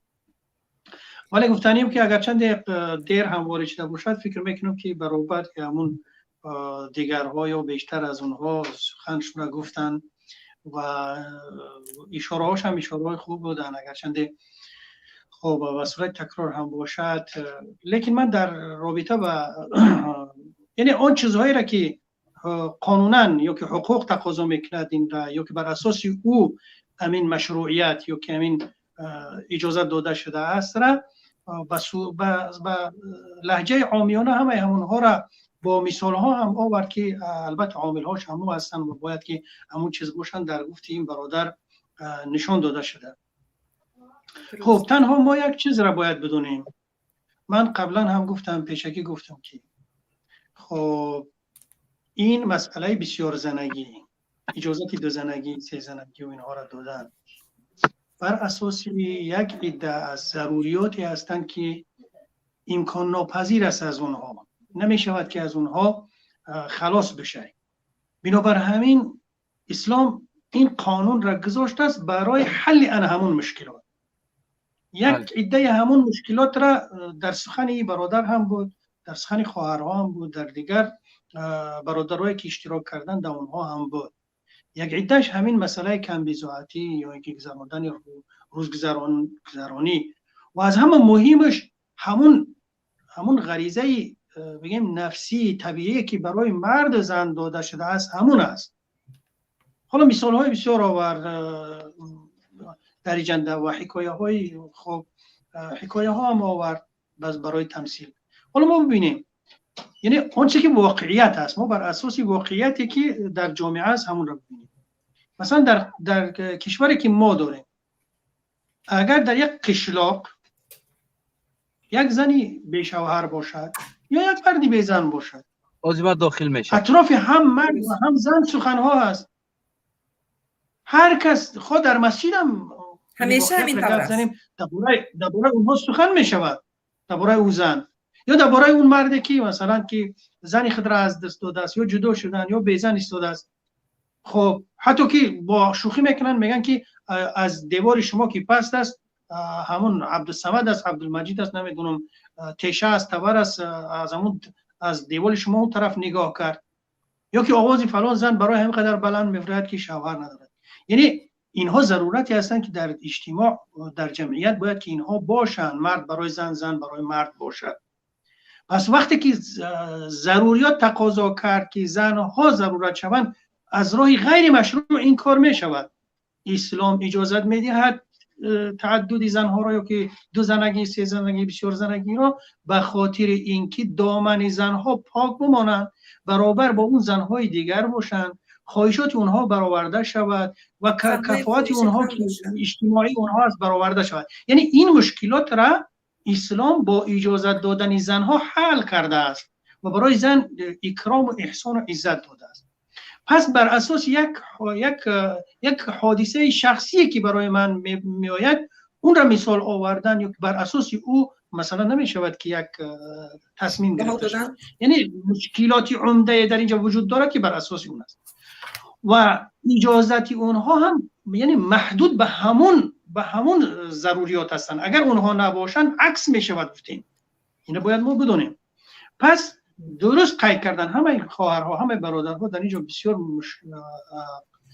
خوب قید کردن که حل این مشکلات. حالا بعضی ها سخن کردن که پنهانی میگیرن، با نامهای دیگر میگیرن. خب اینا همش علتش نه در مشکلات، نه در مرد است و نه در زن هست، نه در خواهرها است و نه در برادرهایی که این کار را میکنن. یعنی جامعه نیاز به این چیز دارد، ضرورت هست که این مشکلات حل کرده شود. اما وقتی که قانون وجود ندارد، وقتی درست است قانون وجود ندارد، وقتی قانون این را تصدیق کند و مردی که این کار را میکند در نزد قانون جوابگر باشد، خب و زنی که همسر میشود، خب اون وظیفه هایی که برای او داده شده است برای اونها جوابگر باشد، پس این مشکلات حل میشوند. حالا ما بسیارتر میگیم که شاید که مردها از روی طرز زنهای اول شو زنهای دیوم را پنهان میکنند. نه، خواهرها ما هم شاهدش بودیم و دیده ایستادیم. جامعه وقتی که این را ضرورت دارد این مشکلات وجود ندارد، بلکه از جزایی که اون جزا یک بحران است، اون جزای واقعی نیست. مثلا همون گونه که ما حالا در بسیاری از چیزها گرفتار بحران شدیم. مثلا میبینیم یک چیز اگر ما بگیم این اوبال است یا این گناه است یا این ملا هست، میگن این کلمه های دینی هستند، کلمه های قفا مونده هستند، دیگر هستند. وقتی که ما میگیم که جزا، جنایت، خب دانشمند، خب جامعه، مدرسه بگویم، فرق میکنن از این چیزها. پس مسئله زنگی و بسیار زنگی هم در بین جامعه ما، من تاجیکستان را در نظر دارم، از انمی قبیل بحران ها شده است. پس اون اگر درست فهمانده شود، جهت های مثبت او و جهت های منفی او اگر داننده شود و بر اساس قانون اون برگزاشته شود، پس این همه این چیزها حل می شود. کسی از اینها یگان بدی هم نمیبینن، با نوع دیگر هم. من گفتم، باز تاکید میکنم که این مشکلاتی که برای زنهای دوم میآیند، اینها محصور به همون زنهای دوم نیست. یک زن هم هستن که این مشکلات را دارن، به احترامی وجود داره، چون که در جامعه قانون حاکم نیست. میتوانم که من با پول برم خب خودم خلاص کنم. میرود گفتهایی که چپگردی میکند، بعد از اون با پول خودش خلاص میکند که چرا خواهد در مصیبت میافتد.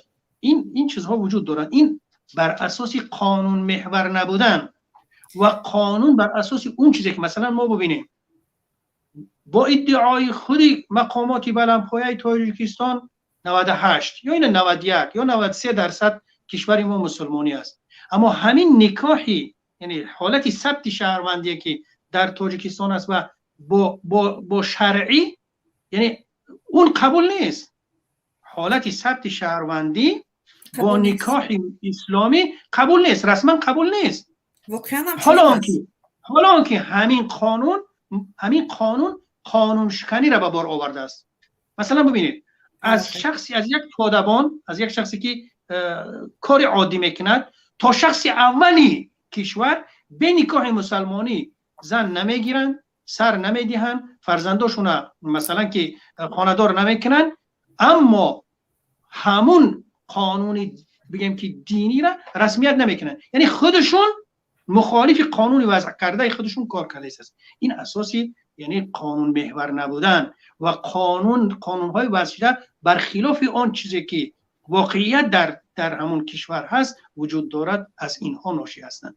همین مشکلات خانه و ایرانی ها، حالا ما گفتیم از مادر می شود، از خواهر می شود، از زن می شود، از مرد می شود، همه اینها سرچشمه میگیرن برای چی؟ قانون محور، یا که خب قانون، ولایت قانون وجود ندارد.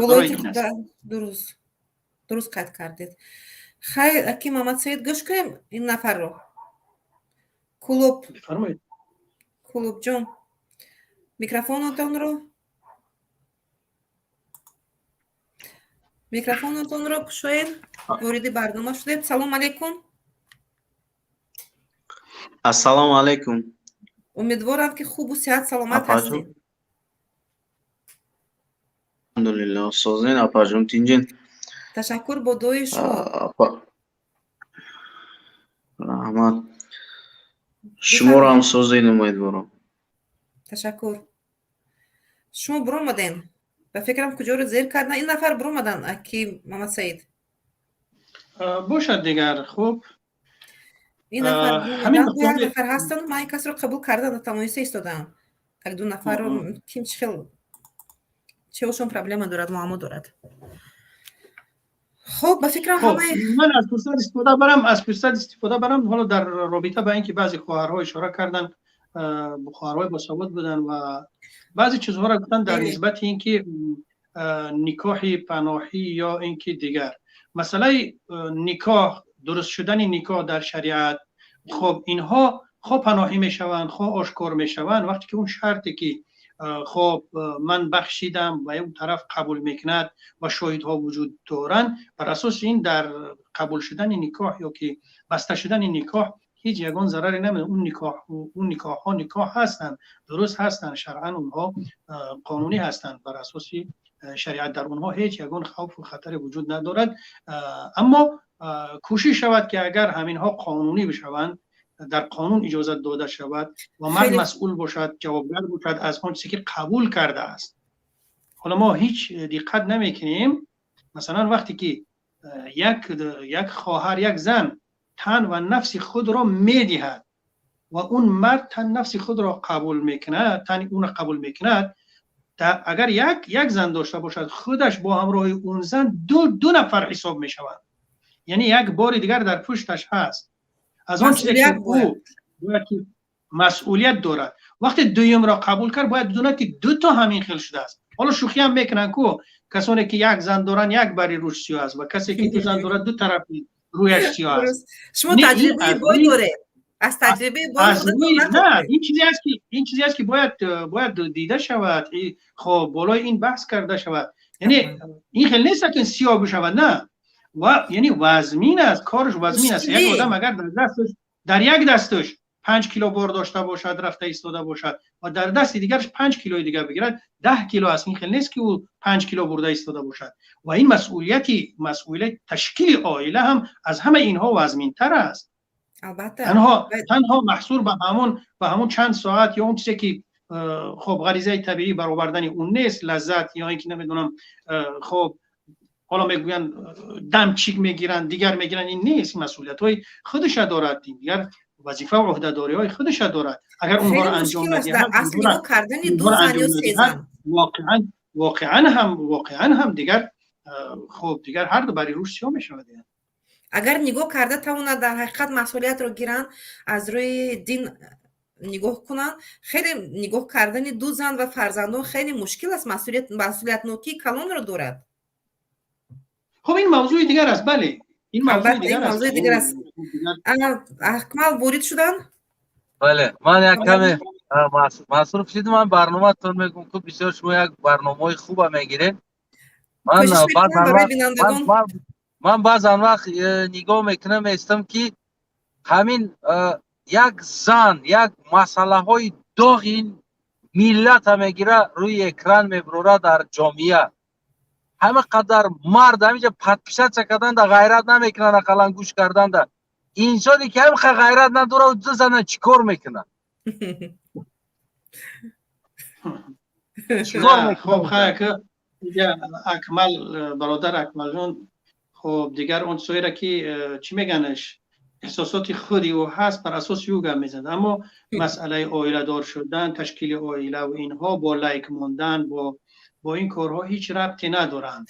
باید که ما اینها را با اون خب آمیخته نکنیم. اینها چیزی دیگری هستند. خب دیگر خب اینو برای همین موضوعی اگر صحبت شود بهتر خوبتر می شود.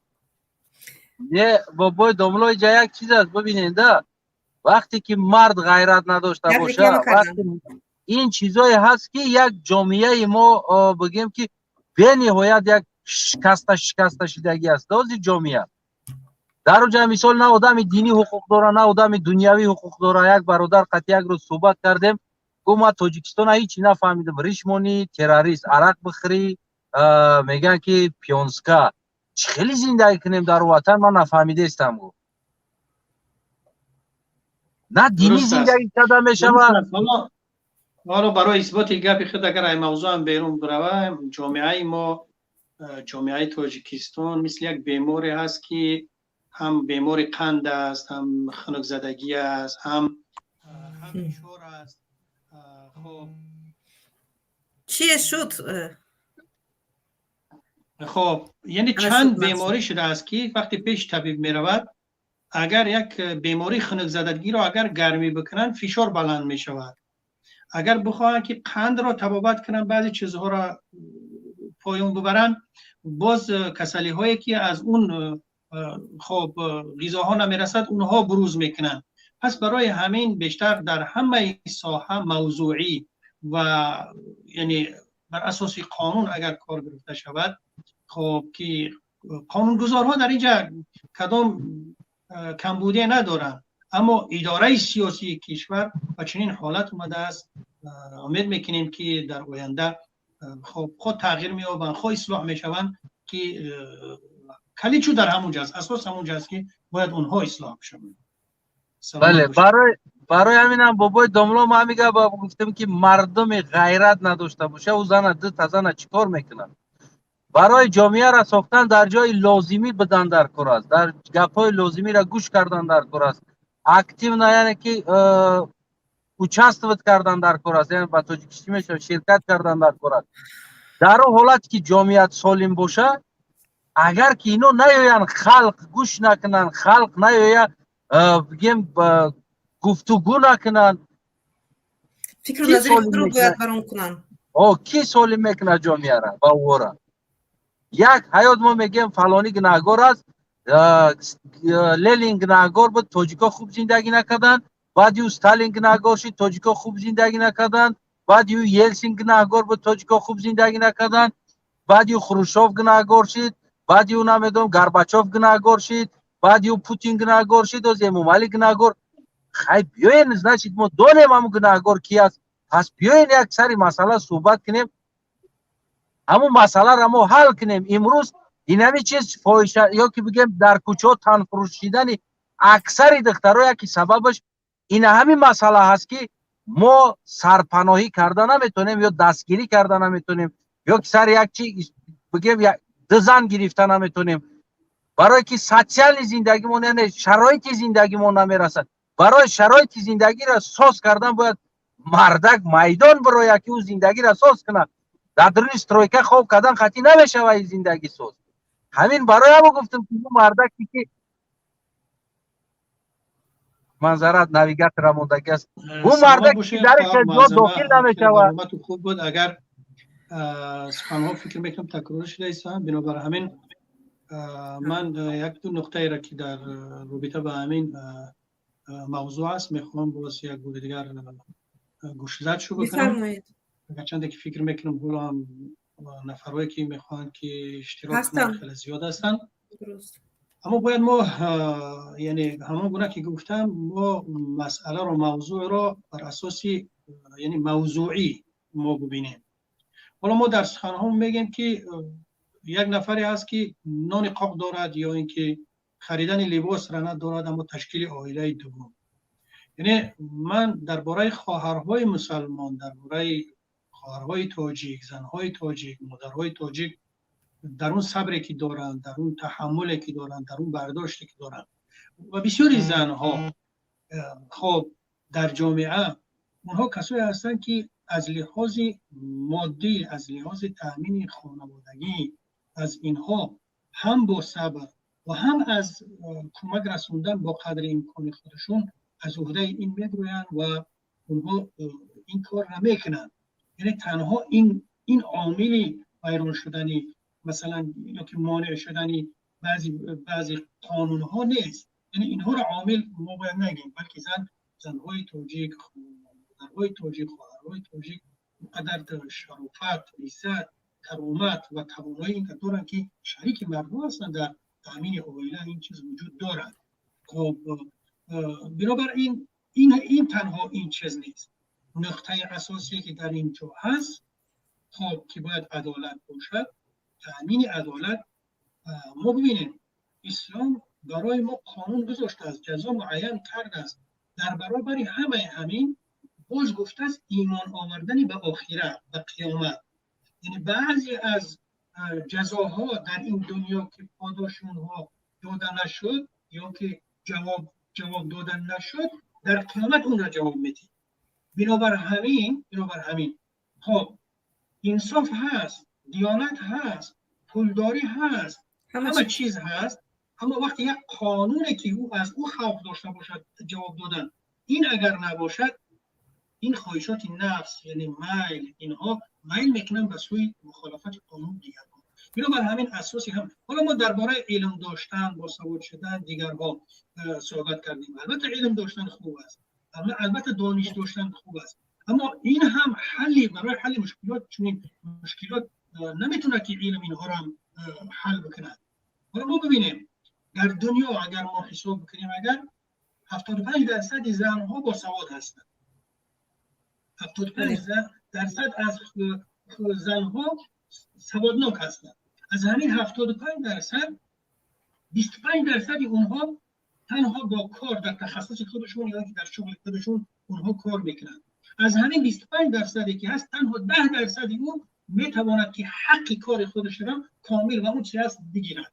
یعنی ببینید 75% سوادناک است، اما 10% میتواند که از حقوق خودش حمایت کند یا حق کند. پس در اینجا هم جامعه را مشکلاتش هست و هم باید که یعنی یک گونه تلاش باشد، باید یک گونه حق خود را طلب کردن باشد، پنهانی نباشد، مثلا ترس نباشد، چون که خداوند اون را زن و مرد برابر کرده است و حق دارد که دعوا بکند، حق دارد که حق خود را بخواهد.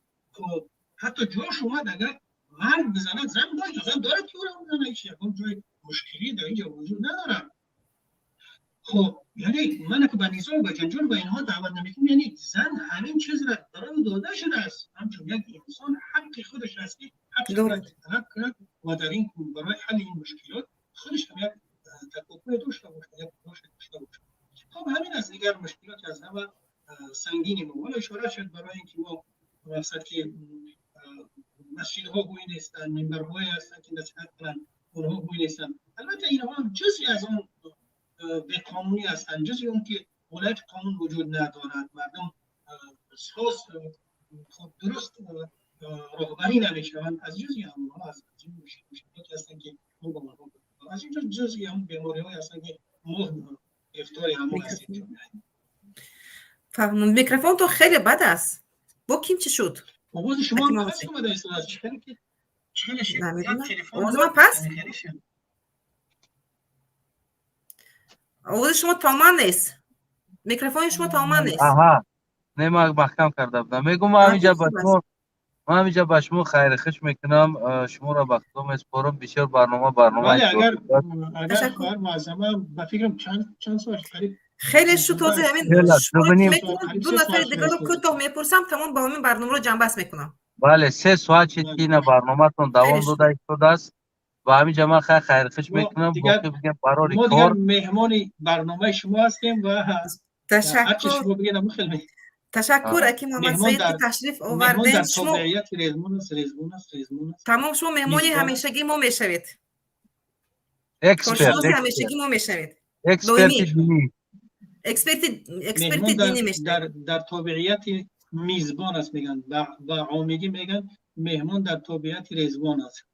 خب معلش اومدنتون به خواهش خود بود، رفتنتون به خواهش من اجازت میتیم. خیلی تشریف آوردین، تشکر زیاد به شما که وقتی خود رو صرف نمودید. ما در دیگه برنامه شما رو دعوت میکنیم، شما مهمان نه، شما کارشناس دائمی برنامه ما میشوید ان شاء الله.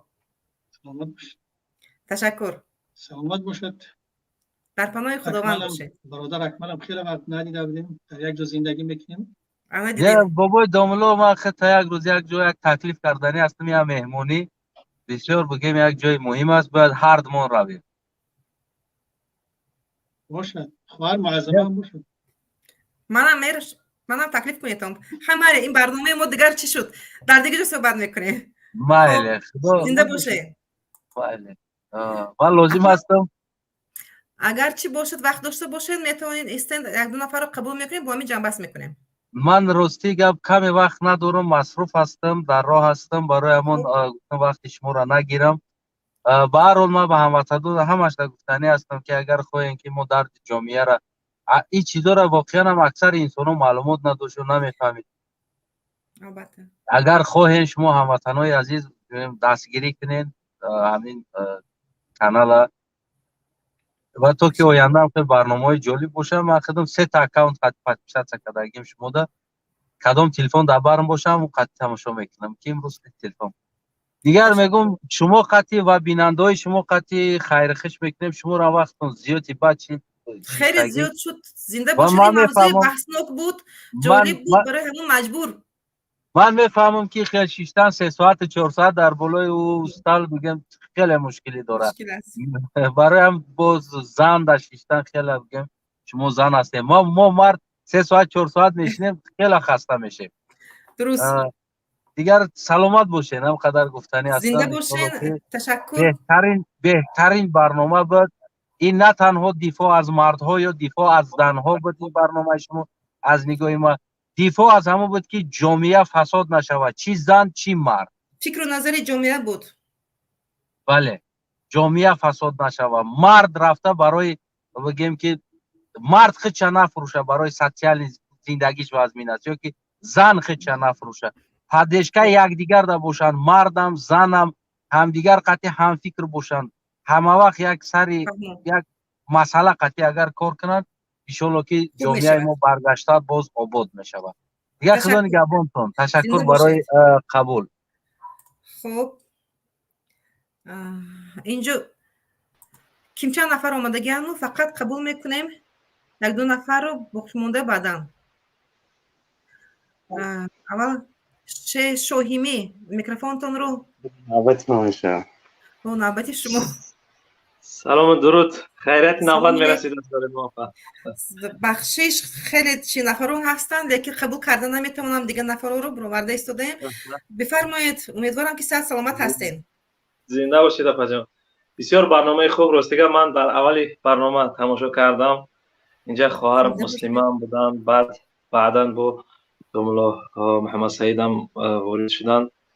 واقعا ما همین جامعه تاجیکستان، مردان تاجیکستان، زنان تاجیکستان با یک همین خیلی برنامه هایی که هم یک بانو، یک کارشناس، یک حقوق شناس، یک ادوکاتی که قاعده و قانون‌های و حقوق‌های زن‌های دانند از نگاه دنیوی، و یک مثلا خواهر یا که برادری که حق و حقوق زن‌ها رو از نگاه اسلام مثلا قرآن، حدیث، سنت بیان کند.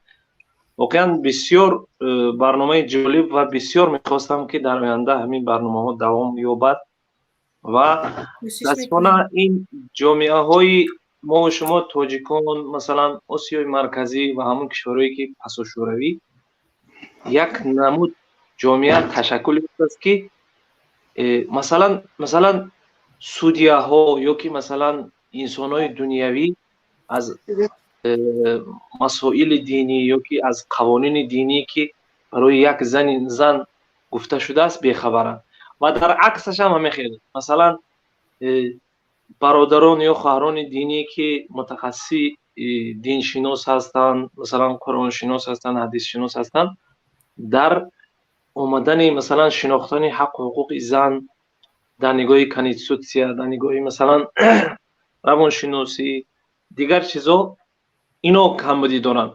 این برنامه شما بسیار برنامه جالب بود که هم کارشناسی دینی وجود داشتن و هم کارشناسی دنیوی یا حقوق شناس یا ادوکات.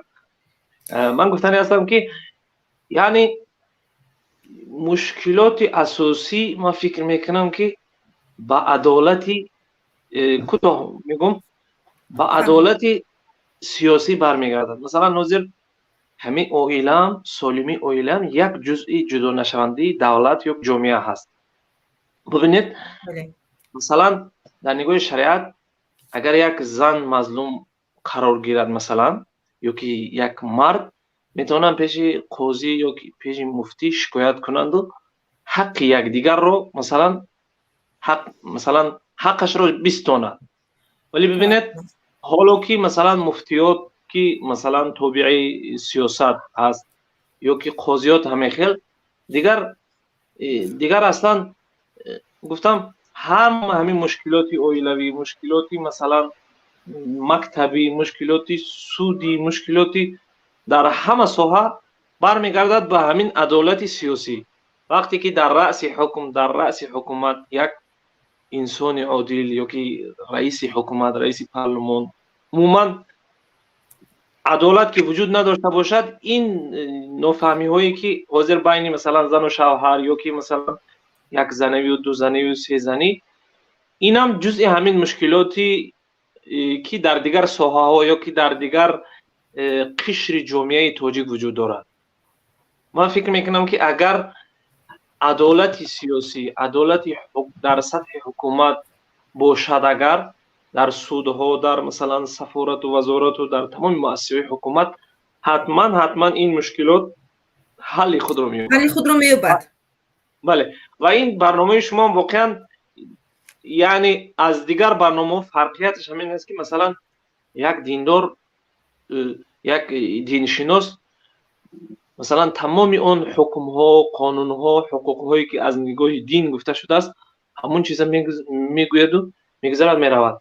و یک دنیوی در عکسش مثلا یک حقوق شناس یا که مثلا یک ادوکات، یک سیاست شناس، یک اقتصاد شناس، تمام همون حق و حقوق و قانون هایی که از نگاهی مثلا در مکتب آموخته است، در دانشگاه آموخته است یا که در مثلا چیزی آموخته است، همون اونم یک طرفه مثلا بها میدهد یا یک طرفه حکم میکنند. ولی درست کردید.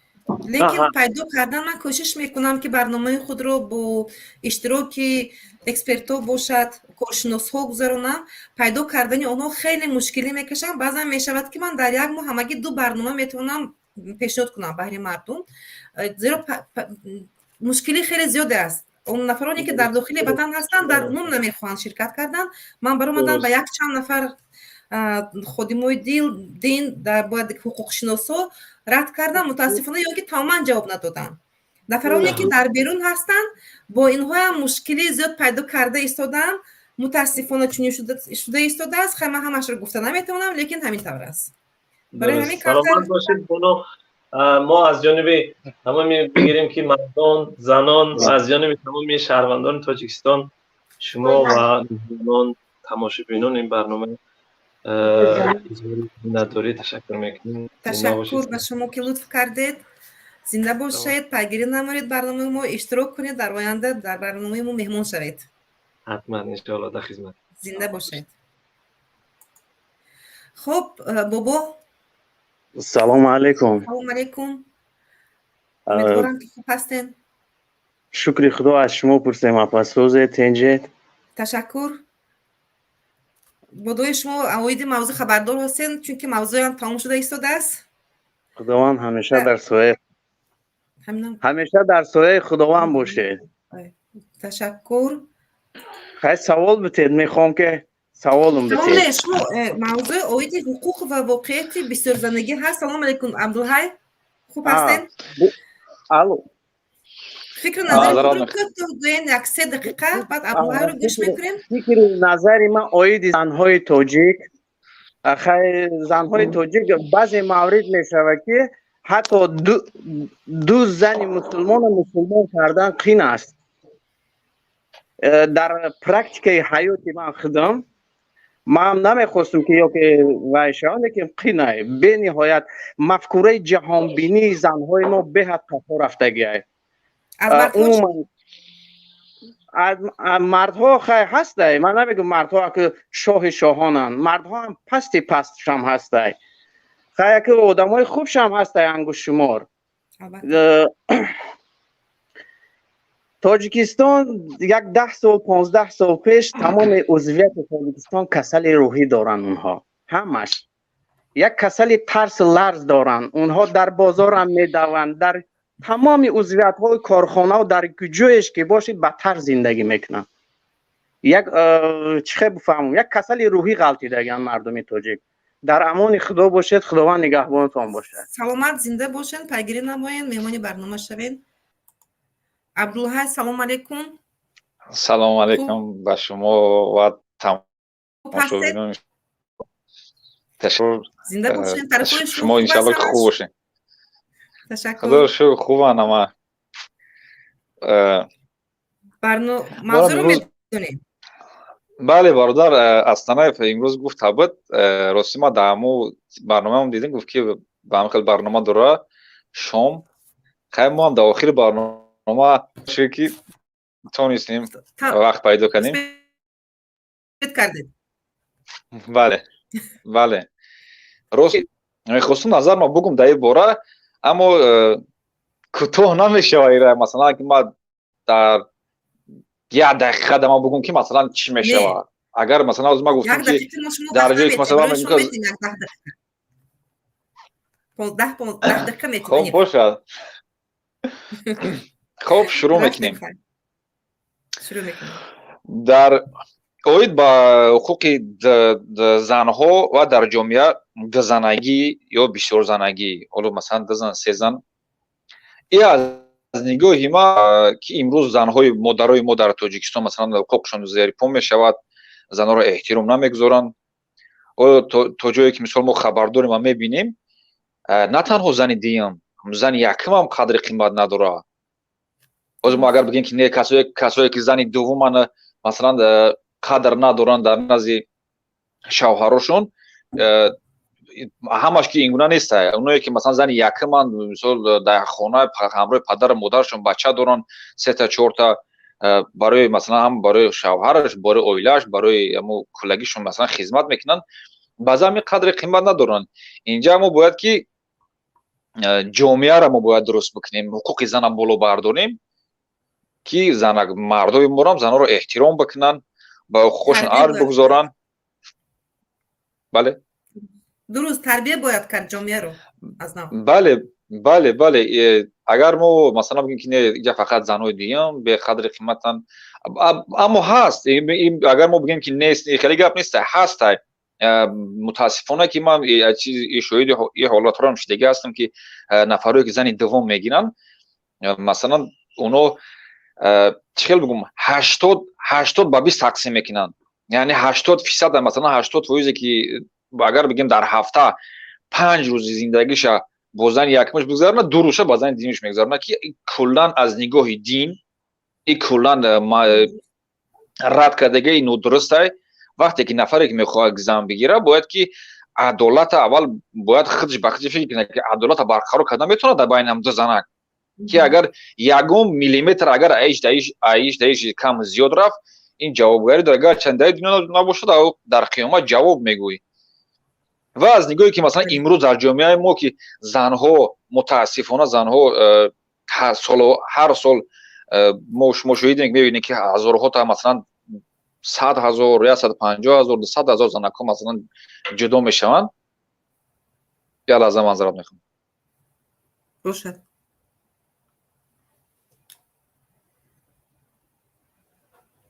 خب عبدالله ها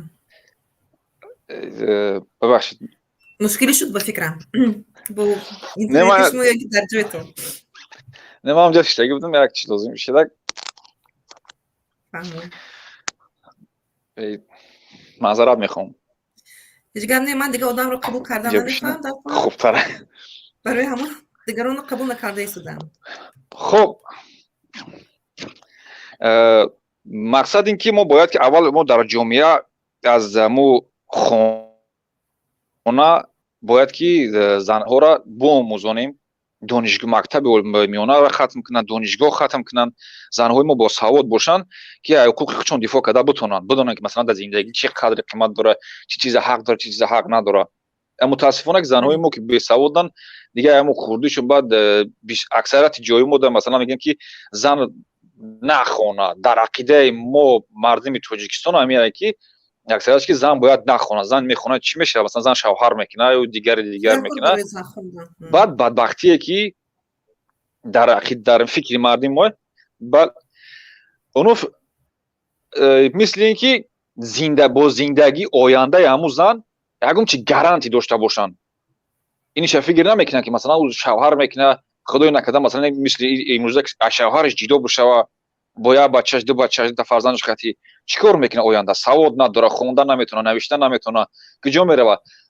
بگذار که در تاجیکستان و در تاجیکستان زن مردم نمیتونن صاحب جای کار شده، اما تو یک دانشگاه ختم کرده باشی، سواد داشته باشی، این مهم نیست که هم در مثلا سفر پروفسور خودت ختم تو باید کاری خوب داشته باشی. در هر کجایی که بره آدم خواندگی براش راحت میتونه که راه زندگیش پیدا کنه. بله مشکلی خود حل کنه در بله. امروز در تاجیکستان متاسفانه از طرف مردارم زنهای شوهر جدا شدگی خیلی زیاده. تعدادشون یک بار در کدام رسانه خوندم سالانه 170,000 یا 150,000 زن اویلو ای هم پوش میخرن. 150,000 خیلی زیاد. من در برنامه پیشتر چی کرده بودم لیکن حاضر از خاطرم برآمد اینقدر چاق بود نمیخوام دروغ اگر ما تقریبا بگیریم نه 100,000 لیکن زیاد است. از سال گذشته همین سالا جدا شوه اویلو ویران شوه باز زیادتر است. یک به فکرم خطا نکنم یک 3 مرتبه یا که 2 مرتبه ما خطا نکردم. من یک برش در جای خونده بودم که همو کمیته اویله تاجیکستان از همونجا همونجا نشه کردگی بودم. من خونده بودم 270,000 گفت و چند والله الان همه قدر گفت اویله در یک سال از هم پوش خوردگی. اگر این ما در 5 سال آخر حساب کنیم، اگر ما 100,000 میگیم در 5 سال آخر حساب کنیم الکی 500,000 اگر یا طرفش مرد باشه یا طرف دیگهش اون زنه، یعنی 250,000 زن از شوهر جدا شدگی. اکثریت اینا مثلا اونایی نیستن که 60 سال داشته باشن یا 50 سال داشته باشن یا 70 سال داشته باشن از شوهر جدا شده باشن. اکثریت اینا از همی 18 شروع شدگی تا 30. درست. آینده فرزند دارن. بله فرزند هم دارن. آینده اینو چی میشوه؟ بله ما در این مسئله باید بله جدی باید فکر کرد. بعد زنها دیگه اگر ما در اروپا بینیم که اگر زنها مثلا با یک کاری تنفروشی و یک کاری دست میزنن یا روی بگیم همو شوق هوس هم زنهای نه که زنهایی که به این راه در بله زنهایی که در این راه در تاجیکستان به این راه میروند میشود گفت که 90% روی مجبوریه، از روی شرایط زندگی، از روی بله بله کردن فقط شکم خود. بله زندگی ندارن. مثلا اکثریت مردای ما که از زناشون مثلا میپرتوین 2 تا بچه داره 3 تا بچه داره اصلا در قصهش نیسته. ما مرد میگیم مردها گناهکار هستند که عبدالحی نظر کنیم مردها گناهکار هستند. اینجا درست است. اینجا مثلا ما ما مردم ما ببینید که مردم ما وقتی که زن میگیرن بچه دار میشن 3 تا 4 تا بچه زنش جدا میشه زنش در خونه پدر مادرش میپرتوه برای همچون مرد ناموس داره سود تشکیل میشه و روی اون مرد شکایت میکنن یعنی سود مجبور میکنه که الیمنت جدا میکنه برای فرزندش وقتی که من خدمت مرد میگم اون نفری که خودش مرد میگه برای فرزند خودش یعنی قانون قدرت را مجبور میکنه که فرزند خودت تامین کنه بو همونم بسیار نه 100 سومون یا اینکه از همه زیاد باشد اینه اگر دورنده باشد یا اینکه معاش زیاد گرفت 500 سومون در تاجیکستان من ندیدم اولی که 500 سومون سپرده باشد مردی که برای فرزندش 100 سومون 120 سومون بله نه گپ سر اون که اگر مرد ناموسی مردی داشته باشه همون نفر فکر نمیکنه که فردا فرزندی ما با ویا میرسه 18 ساله 20 ساله میشه یک عقلش دیگه در خوب کار میکنه میپرسه که مثلا پدر تو برای ما الیمنت میدادی یا که مادرش براش میگه که ما رفتیم در دادگاه فلان دادگاه مثلا سود گذروندیم با قرار سود پدرت برای تو الیمنت دادی یعنی اگر سود نمیشید پدر برای من الیمنت جدا نمیکرد برای من الیمنت نمیداد نه نمیداد امروز انا گفتم انا امروز این مردای ما خودشون مرد میگن خودشون مرد میگن که یک از دیگه بله با میخوان دیگه زن بگیرن ای ترس قدرت حکومت مجبورش میکنه که فرزند خودت نام بده چی میگوید دیگر مادامی که فرزند خود نام داده نمیتوند بود در قصه زن دویم میشد اینجا بشود که ما مثلا اگر حکومت شرایطی حقوق زنها را اول بالا برداشتن در کره بعد اول حقوق زنها بالا برداشتن در کره که زن در جامعه یک احترام داشته باشه زنهای ما باید با سواد باشن خوانده بتونن نوشته بتونن فردا برای مثلا فرزندش هم که یک در خانه درس میتونه یک کاری میکنه مادرش باید همین کار را دستش بیاید و در حالتی که درسته که در تمام جامعه روی دنیا اکثر کشورهای دنیا ده زنها بیشتر از مردان این درسته انا اگر بله در این حالتی که اون نفرایی که اگر بخوان که صف زنها کمتر شود خیر متاسفانه یا خوشبختانه زنها از مردا بیشترن چون که در همه جایی که فیدا میشن مردا فیدا میشن یا جنگ و هر چی ده زنها بعد دیگه شوهر میمونن و کسی که میخواد زن بگیره زن دوم بگیره قانونی باشه مثل این روزا نباشه که مثلا عقد نکاح نمیبندن زن بلند کرده شود عبدالحی بخش امتیازهای زن خیلی بلند کرده شود خیلی و خیلی بعدا میشود این مسئله دیده برایم بله ما همون اوسیستن که مثلا یک قانون برورن که با هر یه نفر با هر زنها عقد نکاح بسته شود و در حالتی که چقدر مالکیتی که مرد داره پیشکی شرطنامه بسته شود که اگر روزی که تو همین زن مثلا رهاش میکنی همین از مالکیت تو 3 تقسیم میشه وقتی زن داری 3 تقسیم میشه بله یک قسمتش برای خودت یک قسمتش برای این زن یک قسمت برای زنت همین خیلی شرطنامه بسته شود امضا کرده شود مثلا عقد نکاحشون بعد مرحبا رمضان بگیر اگر میخواد که کسی که قدرت داره مالکیت داره میتونه که بگیره شرط شرایطش باشه که اگر زن ایش پایین گذاشت ایش بالا گذاشت که همین کار در حالت همین کار را کردی زن رو شکایت کرد همین مالکیت تره ایسه حسش ما میگیریم و یک برای زنها کار میکنی جریمه میسپری جرم انا در اون حالت بعد دیگه فکر کردم مردم اول فکر بعد زن میگیرن بله امروز فکر نمیکنن اول امروز بعد فکر میکنن اول میگیرن بعد فکر میکنن اول میگیرن بعد شد نداشتیم یه حامله شید انا که ما چیکار بله ما فرزند شد ادوی وجود ما از این زن چه کنم چه پناه کنم چه اینش نفهمد زدرگیش رو لاتکوب نکند اینا میخه بله متاسفانه خلاصه این نظر من اوید زنها بود امروز در جامعه ما نه تنها که مثال ما مردم عادی مردمای نفرایی که در حکومت کار میکنن نفرایی که چهره هستن اون از همونا شروع میشه که حقوق زن پایمال میکنن. مثل که ما شما به همین نزدیکی دیدیم که اون دختره که معشوقه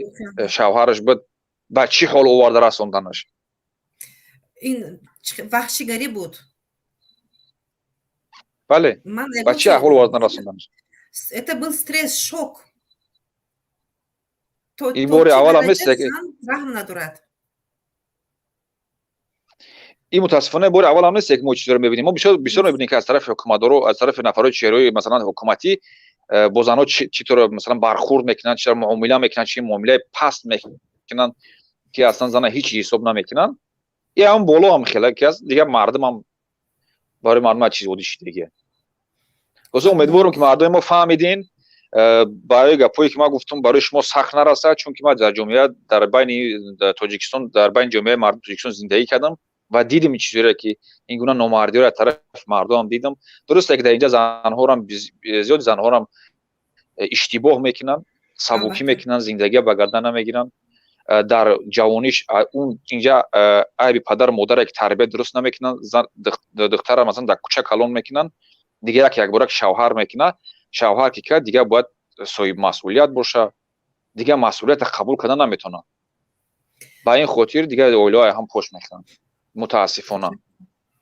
امیدوارم که در آینده جامعه تاجیکستان خوب شود و حق و حقوق زنهای ما بالا شود، برابر حقوقی باشه ان شاء الله. بگذار مردهای ما چنین فکر میکردن، چنین توصیه میدادن به دیگه مردها ان شاء الله. حتما در برنامه آینده ان شاء الله اشتراک میکنین. حتما پیگیری کنید، اشتراک کنید، مهمانی برنامه ما شاید بیشتر. خب تشکر. خب چارو سعید، من همین شما نفر آخرانی که قبول میکنم، دیگر خفه نشوین، دیگر نفران قبول کردن نمیتونن. شما زن هستین برای ما قبول کردن. السلام علیکم. و علیکم سلام. اپا استادین تینی سلامتان خوبه پا. خوب هستم چارو سعید، شما خیلی فعال هستید. من شما رو در دیگه برنامه ها دیدگی هستم، مشاهده کرده هستم. برای همین خوب شد که تشریف آوردین، گرچنده که من گفتم دیگر هیچ کس رو قبول نمیکنم، شما رو قبول کردم. همچون زن هستین، فکر نظری خود رو از موضوع خبردار هستین؟ ها خوندم، خبردار هستم. برای همان حاضر برنامه شما را حاضر من یافتم و سراغ من در آمدم، برای چی که برای زنها شما برنامه کردید. رحمت کلان، برای چی که تاجیکستان با قدر قیمت زنها نیستن، قدر قیمت زنها، قدر قیمت منوین دخترها، مادرها نیستن. برای چی من نمیدونم. ما مسلمان هستیم، مسلمان فقط مادر تگی پوش با جنت میبیند. دیگه منوین هندوستان با ایران، پاکستان با دست پای مادرش به میبسد. خلق تاجیک ما میبخشید و قدر قیمت ندارن، پس میزنن. برای همون من فکر نظر من خیلی دلم میسوزد. خلق خودم با منم مادر هستم، مادرم هستم، من حرمت میکنم. پس من همین توصیه میدهم که التماس قدر قیمت مادر را پس نزنین. شما هم مادر هستین، مادرتان هستن. کدامش مادرش پس میزند، دیگر مادر پس میزند.